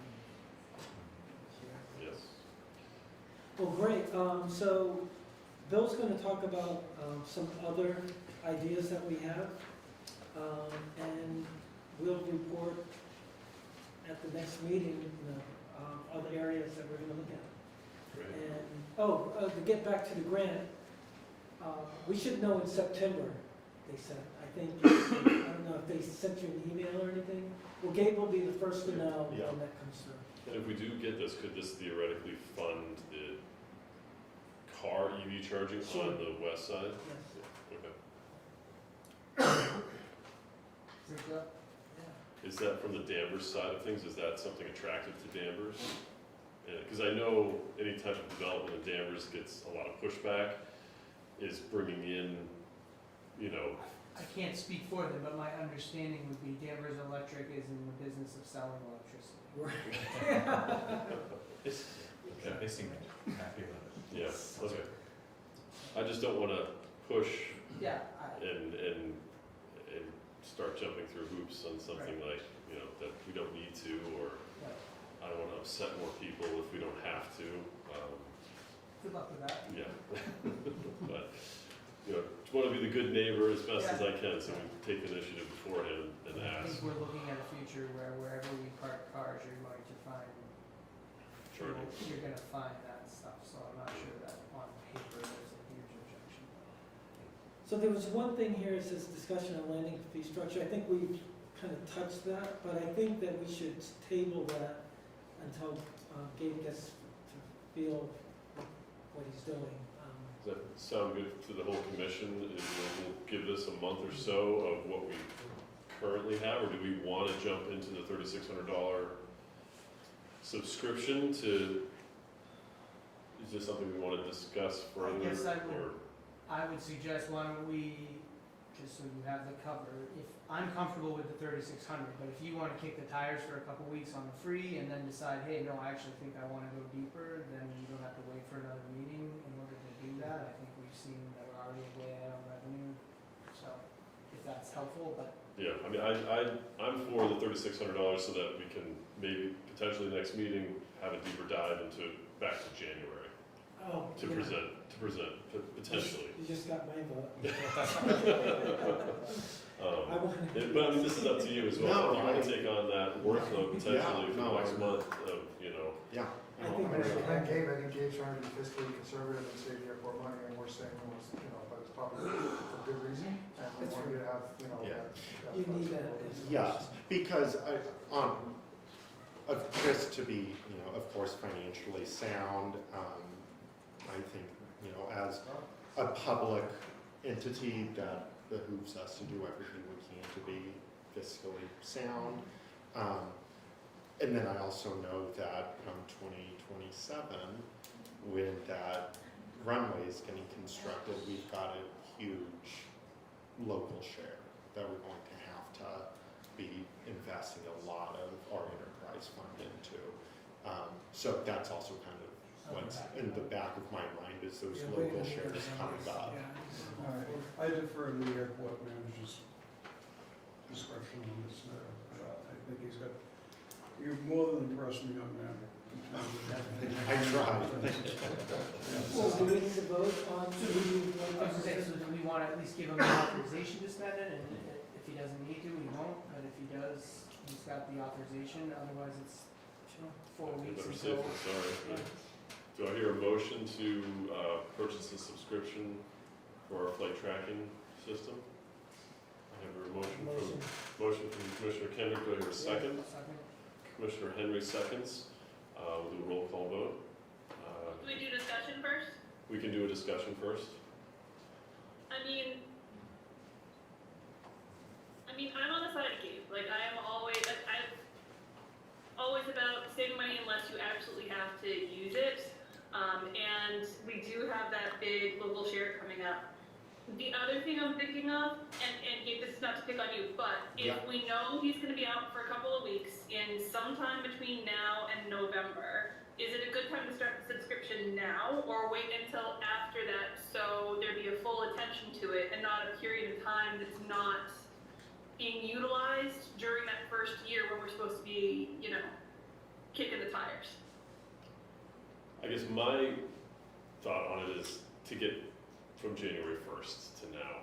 That's my attraction to it as well. Like, that's a big attraction, just because we did the noise abatement subcommittee, and I'd love to know, in correlation with complaints, what's been going on. So Jesse, I hear what you're saying. This is Commissioner Kendrick. Those numbers, if Gabe decides, I think the motion was if he decides to use the money. Correct. He doesn't have to, so it's his discretion. But that data will always be there, and we can have access to it whether Gabe's here or not.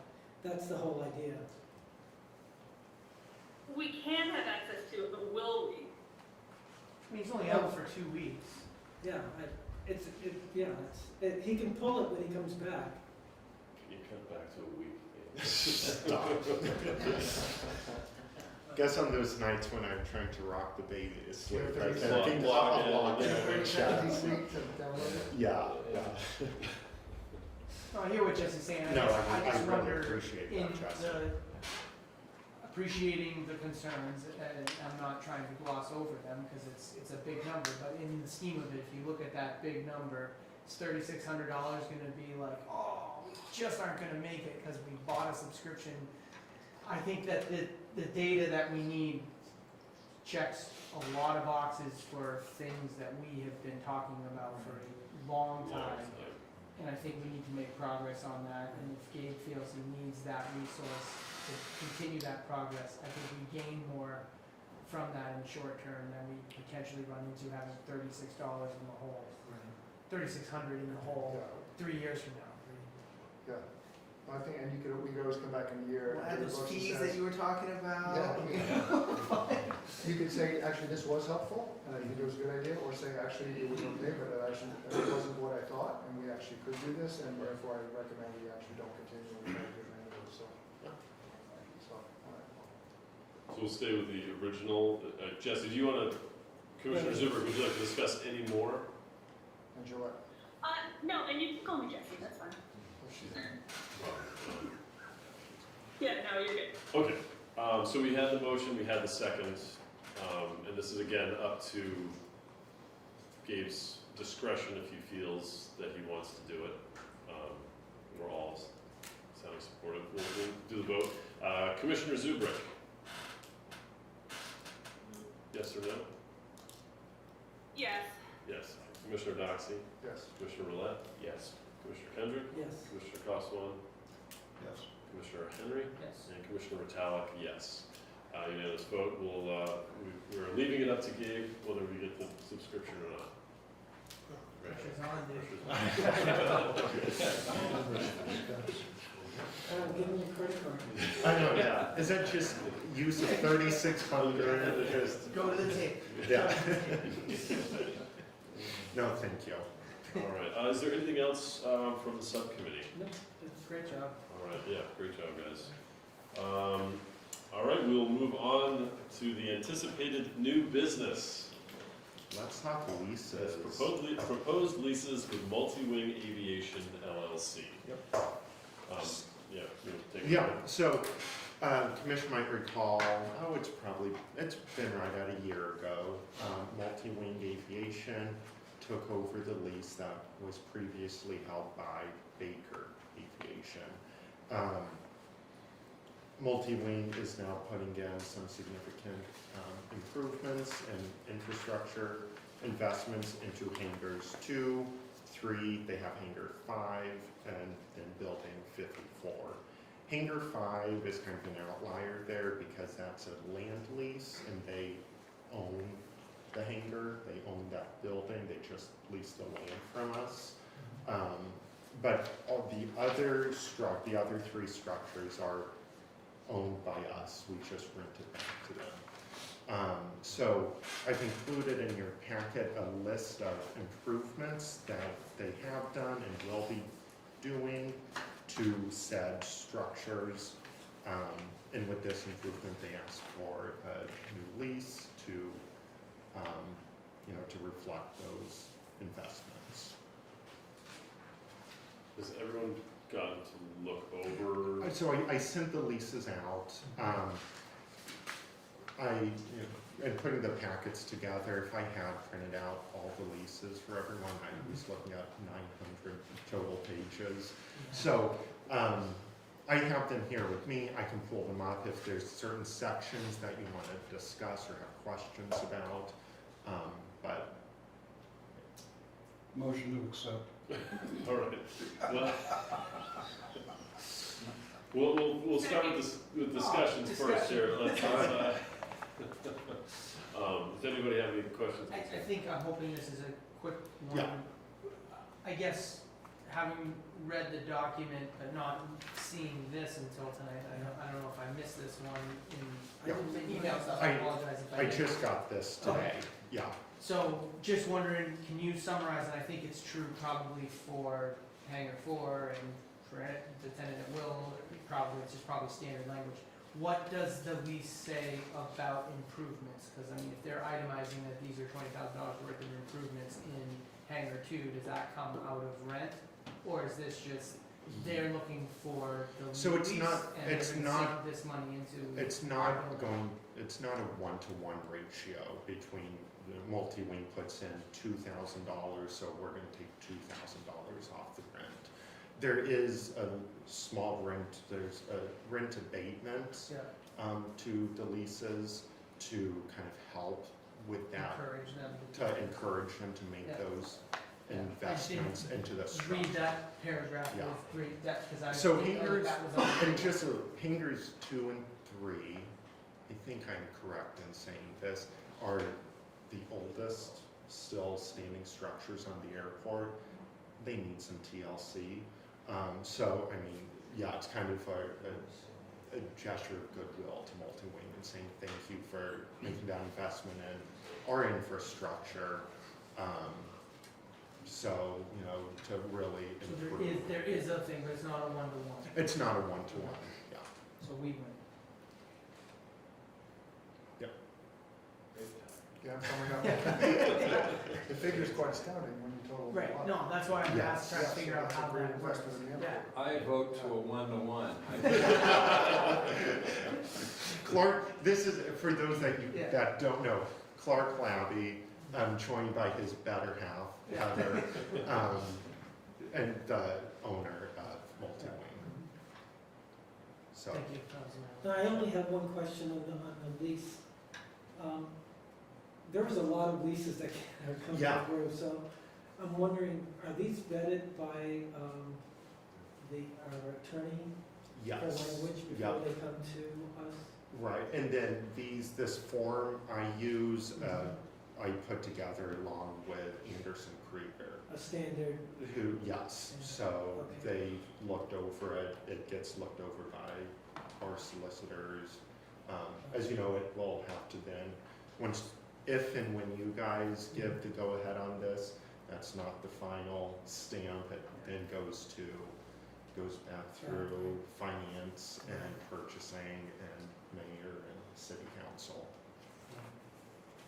okay. Pretty comprehensive.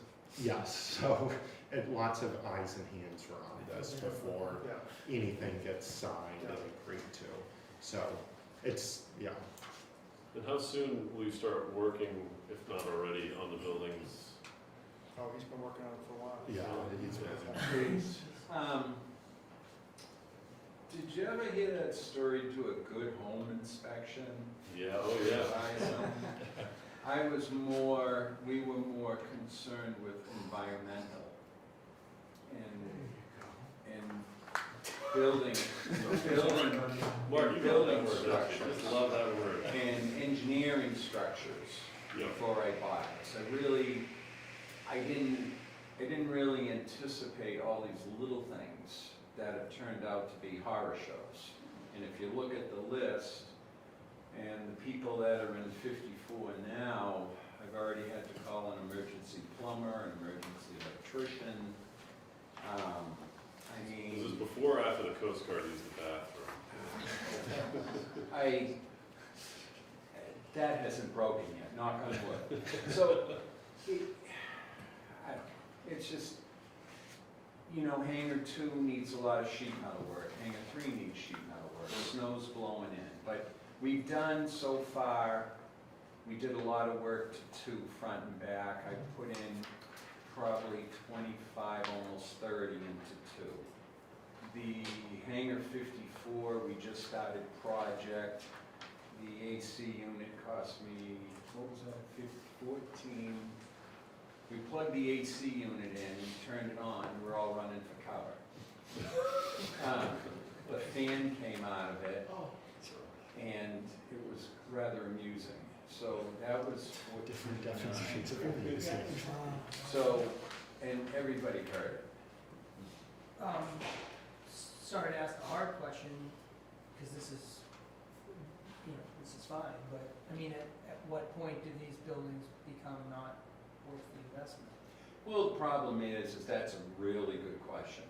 But the problem is in this day and age, when the 2x4 is $6, and you can't replace these. When, between several years ago, between Hangar 3 and the T hangar that I own, we wanted to put a hangar up. and it was a cost of $204,000 with no site work, just these Yeah. steel buildings. Well, I've had numerous people out there for hangars and restructures, and that building now, for giggles, because it was the same guy, I said, how much? He goes, it's about $460,000 for that same little building. Now, if you figure that little hangar would only house 3 aircraft, and I'm only getting $485 a plane. It's not worth it. So you get to 54. Well, when we first bought this, my goal was to put a new hangar where 2 is. Take the garage down, put a big pretty hangar up. Well, so that's all you got to do is make one call, and they know that you want a hangar. So I had a couple of the people come up, and the average price to put a hangar there, no site work, no floors, no nothing, was around $650. So you think about, to put the hangar up, and you put 6-8 planes in there at $500 each. Plus you pay, so you yield 3,000-4,000 a month. So say you yield 40,000 a year, then you pay the lease. How many years is it going to take you to make any money out of it? Right now, so when the engineer came up and he inspected 2 and he inspected 3, and we did a lot of inspection on 54, everybody said they're really strong hangars. Until I wanted to put the new wife's door on 3, and the guy says it can't hold it, but that's another story. So I have to put a standalone in the front. But anyway, so that's always gone through my mind. But right now, it's in the world we live in, unless you have a huge bank account and you never want to get money back out of this, new buildings, especially steel, it's just gone off the wall. But if they had structural problems, I wouldn't put the money in these things. But both engineers looked at the steel buildings and I said, Jesus, these things are nice. I mean, remember, that's all American steel. It's first grade steel. It's not re-smelted steel. That's a big problem with steel today. A lot of steel you're getting grade 2, grade 3. Those are all built out of grade 1 steel. So he said, these things will outlive, the engineering firm was like, these will outlive all of us. So I was like, okay. So, and that was stuff we did before we bought this. So fixing those 2 hangars up, I'd say just, we gotta do some skinning on them, and but that was a good question, but that's. No, thank you. I apologize for taking us down the side. I'm interested in you have the layout, we want to use the land efficiently. If we've got tenants pumping dollars into old houses, at some point, does it make more sense to say, let's just reorganize what we've got and try to create some efficiencies through that? But it sounds like you've been living that argument, so. How many aircraft are in your hangars? Right now, we have 18 aircraft. A lot of them have come from far away. They're new here. They're happy. Lindsay has a waiting list of like 16 planes that are trying to get in. It's all about footage. People will call up and say, I have this. And Lindsay will say, listen, what's your wingspan?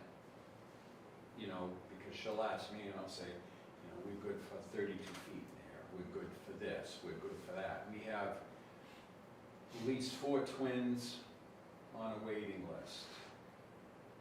I love planes with 24, 26-foot wingspans.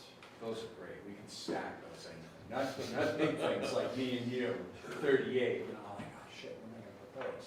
But so we have right now. We have, I think she told me tonight, like 18 tenants.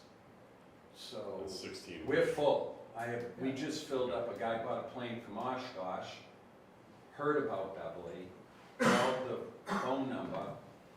Said, do you have a hangar? Because Lawrence, and we gave him the price, and he goes, can I have a spot? And he called me, and it's a little, I'm not going to say a plastic plane, but it's an interesting little aircraft. It's a 150 on steroids. He bought it, flew it right out of Oshkosh. He had a kid fly it. He doesn't even have a medical. Oh, God. And he bought this plane. He already slammed the wing into the side of the plane, cracked the wingtip. But he's still happy. But he found us from our website, and now he's relocating here because of this. So, but I'm trying to make everybody happy, and I got some bitching about some snow blowing in, and just, you know, the typical stuff I want to hang up on. But I listen. My daughter makes me. I appreciate all this information. thank you. and, Sorry. this is- I'm sorry, I'm just. No, No, we got a lot on your plate, that's for sure. It's A been little bit. quite the year, I'm sure. And we did grease that track. Oh, is this for Josh's plane? Yes. No, some of Oh, no. No, somebody was in there. Oh, I think you were in there, and I greased that when we were up there. it worked. Is it better? Yeah. Awesome. Okay, good. So I'm just asking for help. Yes, no, are we, is it, You got a motion any and a more second? discussion needed? We know where Bill stands on this, so. Yes, it's a 3-year schedule or so, Yeah. better, and then it stays the same on your. And then, yeah, and then CPI it goes after back that. into the CPI increase. Okay, so- Jesse, any questions, concerns, comments? No questions or concerns or comments. All I'll right, make a motion to accept the lease. all right, so we have a motion from Motion Commissioner reservations. Doxey. I motion to. Yeah. Oh, I'm sorry, Yeah, motion. we have, Bill needs to be on record. Start. A motion from Commissioner Coswan and a second from Commissioner Dobbs. Commissioner Doxey. We'll do a roll call vote. Commissioner Zubrick, Yes. Commissioner Doxey, Yes. Commissioner Roulette, Yes. Commissioner Kendrick, Commissioner Coswan, Commissioner Henry, Yes. Commissioner Italic, yes. Unanimous, yes. Multi-wing aviation's new lease is now into effect. Thank you. Thank you. For everything, guys. I look forward to You the know what, the beautiful new sheet metal on those buildings. It's gonna be great. the painting quotes were hysterical. If there's anything else we can help you with, you know, I just hope you like orange. I'm a Clark- Beverly guy, so. Clark keeps messing with me, coming to my office and asking me to approve his new pink hangers. So, no, thank you. Thank you for Thanks, your guys. I investment and appreciate it. contribution to the airport. Really appreciate it. All right, we will move on to the proposed lease with Air Bear Aviation for Hangar 4 over on the west side. Yep. So this has been a long-running lease that's been in negotiation and back and forth for, I think, since before I got here. Over at Hangar 4, which that way on the west side. Air Bear has that now, and they're wanting to do a new lease, also kind of same sort of deal. They are trying to make some improvements, actually add some ramp space, kind of towards the infield a little bit, and the improvements to the building, current ramp space. I know that there's some security fence improvements that they're going to make as well. So that's, again, that lease in your packet today. Again, I've sent that lease via email, and then in your packet today is the site plan drawing as well as an interior drawing of kind of the planned improvements.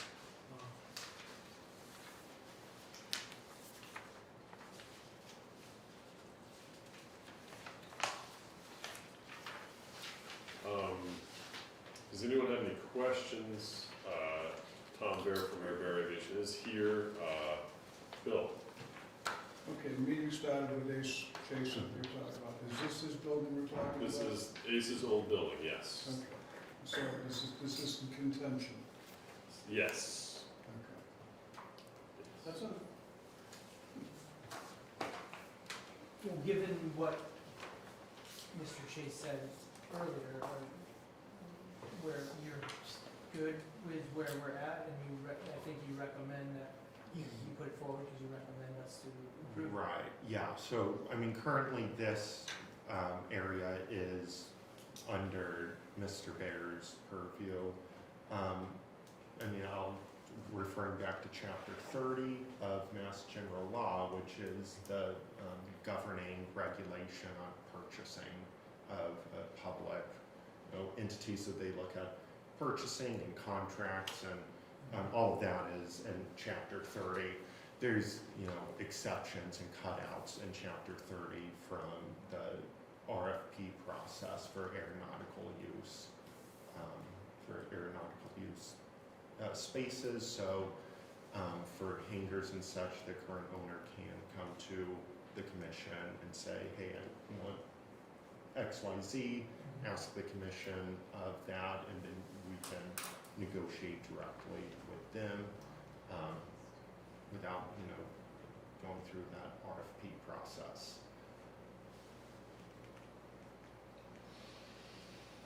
Then why was I refused? I can't speak to my predecessor or past actions.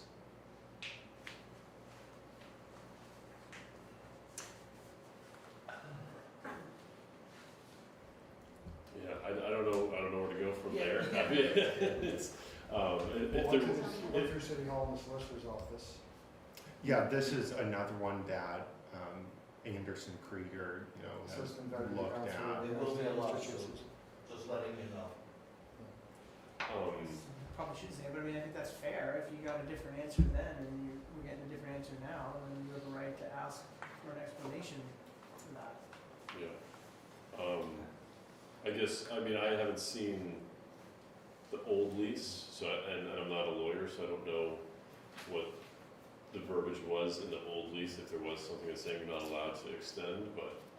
So I do know the old lease, there was no provision for extension of the lease. So this is just a new lease. Okay, so we're not actually extending. It's not an It's- extension. We're giving Air Bear Aviation a new lease on this building. It should be under RFP first. It should be bid on. It should expire. If it's a new lease, That's exactly what was in my Well, lease. Hold on. But what David explained is under aeronautical use, we don't have to go out for RFP, correct? I guess would it be, not trying to be a fly in the ointment, I guess, knowing that we think this lease has gone through all of the proper stuff and that we think we're on level footing, would it be inappropriate to say, I'm okay with this, but I think it would be nice to see it perhaps before we can authorize it tonight, do all that fun stuff, but ask solicitor's office or Anderson and Krieger, just, can you offer an explanation? Because this is gonna cause us a problem. And again, So even if we have the authorization, we don't, if they look at it and go, oh, wait, whoa, maybe we shouldn't execute it. You have the authorization to, but we don't go through with it, just in case we walk ourselves right into a brick wall. of course, no, and as I explained earlier, you guys are not the final say on this. After you take your vote however you want, this still kind of sits in draft form. Yeah. And then we can go through more reviews, and it's still part of there's still a process before signatures get inked and it's set in stone. So I just think I don't know, it sounds. No, I'm with you. I'm hesitant because of the history, and we're trying to make good on bad things done in the past and make this airport a new airport and put our best foot forward. So, yeah. Jesse, do you have any input on this? Nope. Thank you so much. Appreciate that. No problem. I like the pause. Gentlemen, may I add, on that lease, it does state that lease can be terminated in 90 days by the previous, by the present person that has it. And then it can go up for RFP. That's how it was discussed with me, and it was backed up by the city solicitor. And I'm just saying, if you're gonna do it the way, because I lost a lot of money on this, because place was managed. Well, I think that's what I'm asking for, is just, like, let's double back on that. Again, I think I'm comfortable saying if everything is what we're being told, then I think we authorize execution of this tonight, but I think we need to check in to say what's changed between 2018, 19, and today that we have the same council giving us a different answer. Again, I don't wanna hold them up for 4 weeks, maybe 5, if we don't meet on September 9th. So can I ask something? If it's a new lease, why can't it go out to bid?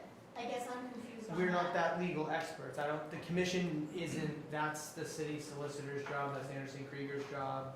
But that's the way it's always been. If it's a new lease, it goes out to bid. And I think we're saying we would like an answer to that Yeah, question as well. that's what we're saying. Oh, okay, okay. I was just getting confused. No, but you guys don't know what's going on. Well, You don't know about the past. I You should really I think figure out that. I think I was the only commissioner on at that time. Yes, So right. they don't know what's going on because they weren't here.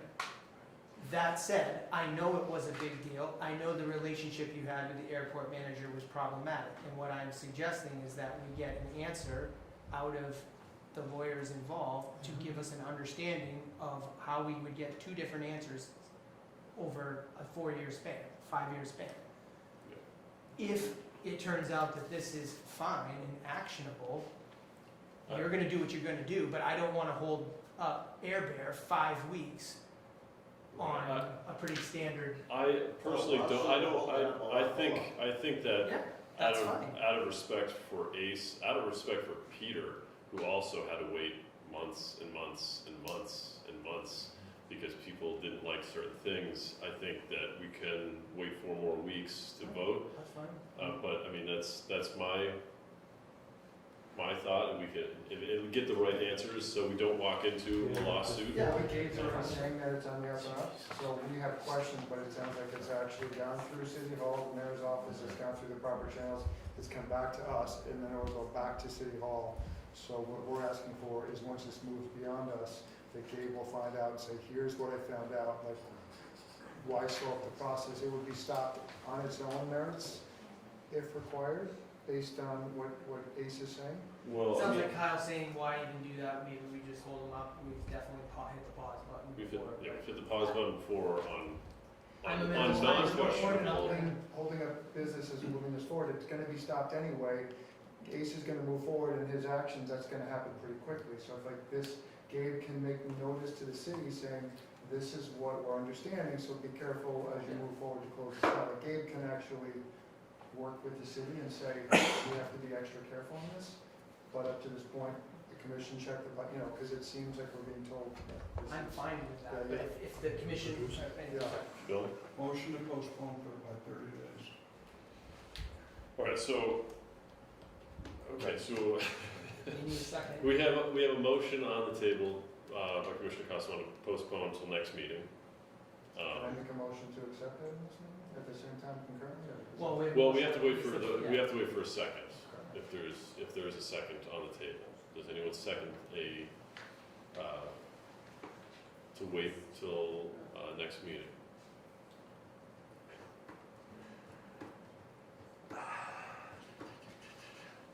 So I do not hear a second on the table. Well, can I second? Am I? You Yeah, okay, will. I'll second to wait till the next meeting. I think. What's that? Jess? No, I was gonna say something, but now I have a baby screaming, so I'll be right back. I think out of respect for the parties involved, I'm gonna put a second in, and wait 30 days and. And is this time for comment?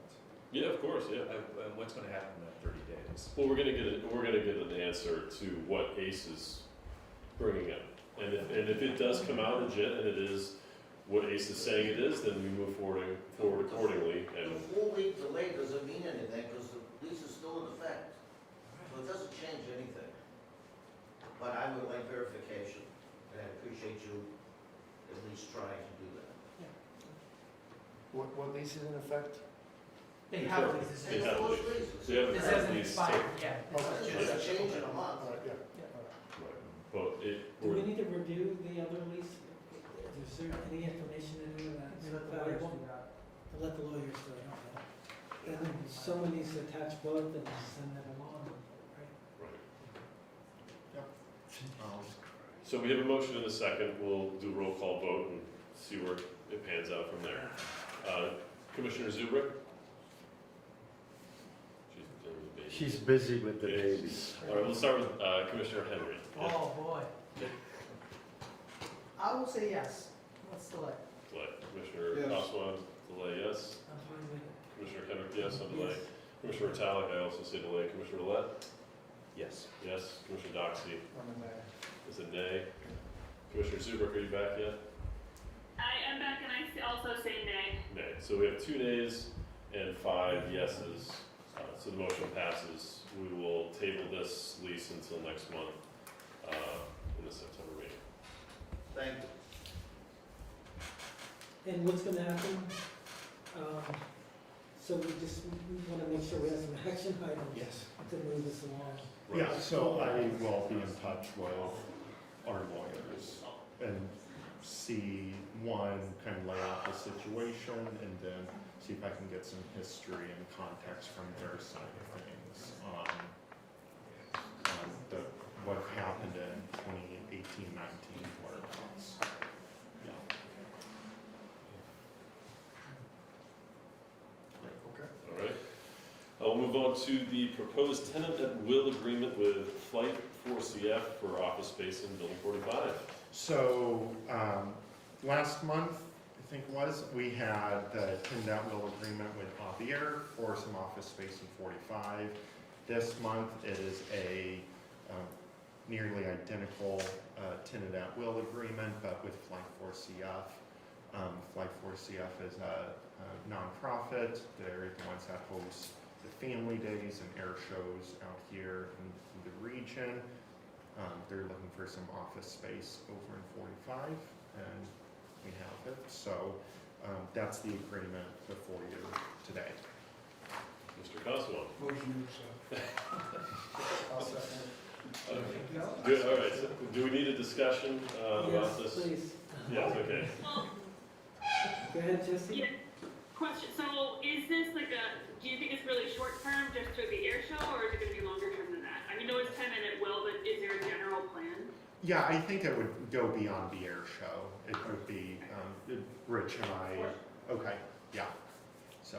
And I think too, the reason for tenant at will is to keep our options open as an airport with 45 general. with 45 in general, just that entire building. Yeah, there's you know. there's a request for information out Okay, right now. yeah, Right. so- So this gives us that flexibility. But it gets us money in the door, at least. we're Correct. taking- And everyone This in is for there. cystic fibrosis for the air shows, this is a nonprofit, so it's, Yeah, so I feel good about it. yes. No, it doesn't say anything about the space or layout. Is it a closet? Are they paying $200? No, and I can add that in there. It's I think the 12 by 15 office. So I can include that, So it's not a a closet, just a bath. description of Yeah. It's a decent closet. It's a good walk-in. an ice cube. Do they get access to the facilities, like the bathrooms? Yes. Yes, everyone who rents in that third has access to the bathrooms and the common area as well. And to- Yeah, that would be great, just to show who's, Yeah, There, of course, just- yeah. So this, still gives us that little bit of revenue, also the flexibility. and if we keep track of it when the RFI or P comes out, they're gonna wanna see that, who's Right. available. Yeah. So you might as well start Yeah. tracking. So, Any other questions, concerns, comments? So we have a motion from Commissioner Casawam. Do we hear a second? Commissioner Doxey is second, sorry. We'll do a roll call vote. Commissioner Zubrick? Yes. Commissioner Doxey? Yes. Commissioner Roulette? Yes. Commissioner Kendrick? Yes. Commissioner Casawam? Yes. Commissioner Henry? Yes. And Commissioner Vitalik, yes. Welcome to Building 45, Rich. Congratulations. Did you get a closet? Well, All right, moving on to commissioner comments, chairman's comments. It's been quite a month. It's been quite a month. But I'm really excited as to what we're doing here, and I'm excited we had our CIP meeting with ASG, and we got to talk with some other people in that meeting about coming up with a dream list of every single thing that we want to do at this airport and getting it on that list. And that was exciting, and then coming up with ideas to develop when new taxiway Echo goes in, all past Hangar 49, and the potential back 11. It's exciting. So I'm excited to get those plans going and start looking at a new master plan in the upcoming years and trying to figure that out and look at the big picture and what we can do for the airport in the long term. So any ideas that you guys have, please bring them our way, and we can get them on the list. And And if I can kind of elaborate on that list. So the state is going through a state system plan. They're embarking on that. I think it's out to RFP right now for these firms will then give these proposals to give a state system plan to NASDOT Aeronautics. What that does is it looks at all of the aviation infrastructure, airport operating within Massachusetts. And so they want to get a list of kind of our, as Commissioner Ritalik was saying, our wish list of everything that we think Beverly would benefit from, that we would like to get funding from the state for, and then that'll give them an idea. They're getting that from all airports. That'll give them an idea of like, here's our budget, here's what everyone's asking for, here's this budgetary gap, and that's very valuable information for the state to gather during this state system plan. So just want to add that. So yeah, any infrastructure, equipment. Call manager. That's a sign, that's a sign. If you would hit that behind you. And this all kind of comes into play with the new master plan too, because it seemed like when we were in the CIP meeting, the state, everybody likes to see what our plan is and that we're sticking to it and that things aren't changing. And they literally thanked us for not throwing wrenches into the mix and switching things up. We did kind of want to switch some things up with getting our cold storage building built a little bit sooner than we have on the plan, but it wasn't, it's not out of the realm. We're trying to get some new snow removal equipment, and if we're going to get a $750,000 piece of equipment, I want to put it in a building and not let it sit outside. So we're trying to finagle that, get funding for it. Everything comes down to funding. So it's what's available. So, yes. 2 quick comments. Yes. One is I want to commend you for your tireless work. Like, if people don't recognize how much Kyle's been doing with Gabe, as a volunteer position, he has been working like a part-time job or maybe full-time, which I have not seen. So, thank you. I think everybody appreciates it, and the attendants on the airport and Gabe as well. Maybe not Gabe so much, I don't know. He wants to Gabe wants to Kyle. You guys seem like a great team. So it's we're all very good. thankful. The second thing I propose is moving new business to below Airport Solutions Group. I think we're holding half of the audience hostage who work long days and have families at home, and they listen to a lot of internal business go on. So moving that up the list and dealing with that, if it seems to flow with how that's taken care of, and then we continue with the other business and people can depart. But it seems like some of these meetings in the future may run long based on some of the stuff we're talking about tonight. So. I like that idea. Definitely. If there's a robust. We can talk about it next meeting, vote on it, have a motion, but. I don't think we can adjust. Yeah, we can adjust. Okay. I have a comment on the, Gabe, you were talking about the state and getting funding. I think it's behoove everyone to reach out to your state reps, and your state senators, on getting support for our grants, because a part of the grant proposal process, they ask for recommendations from your reps and your senators to get that funding. So when we get in front of them, we should say, please, this is what we're doing. Can we get a letter of recommendation to the DOT? That will help immensely. Yeah. So we gotta work it, Right. yeah.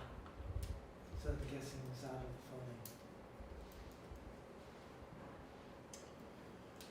funding. Any other commissioner comments? Oh, Oh, thank you. I think we're there. I'll keep this really quick, guys. Let's start with the first one, talking about drones. And I'll entitle it, "You Think You Got Headaches Now." All right. So real quick before we jump into this though, is there anything else from commissioners for miscellaneous commissioner comments? Then we can then we'll move on to your section, sir. Good. Jesse, do you have anything you'd like to add before we go on to Bill here? No, but thank you. Okay. All right, sorry, Bill. Continue. Okay. I'll pick up where I left off by saying, "You think you got headaches now." All right, very shortly, like imminently, you're gonna have drones doing package delivery, whatever. It's gonna be coming through the Beverly regional airspace. What I'm proposing is we have in office a person, I'll volunteer myself. If anybody's got operational plan for using drones, at least we should know about it. Nothing more, nothing fancy. That way there, if something goes wrong, you know if somebody's gonna pick up the phone and call Beverly Airport going, where did this drone come from? Do you know anything about it? If nothing more, we know ABC company had a drone, they're planning on medical packages, so and so.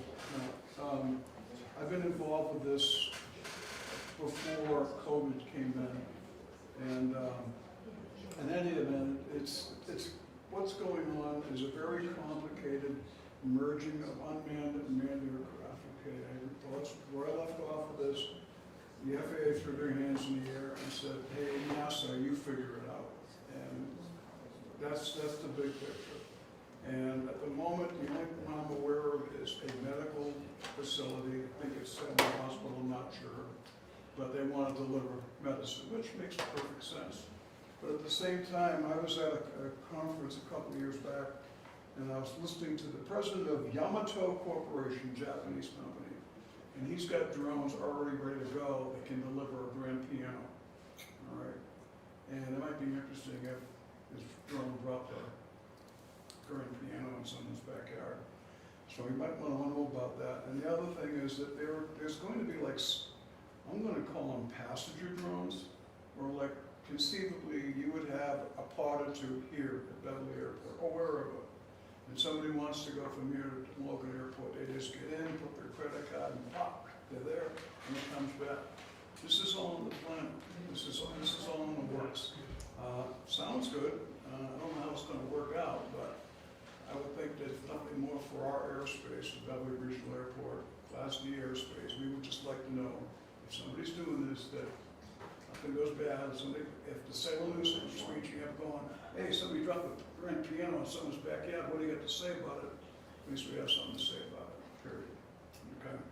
So I'd like Can I that. just, I first want to say I get frequent calls from drones.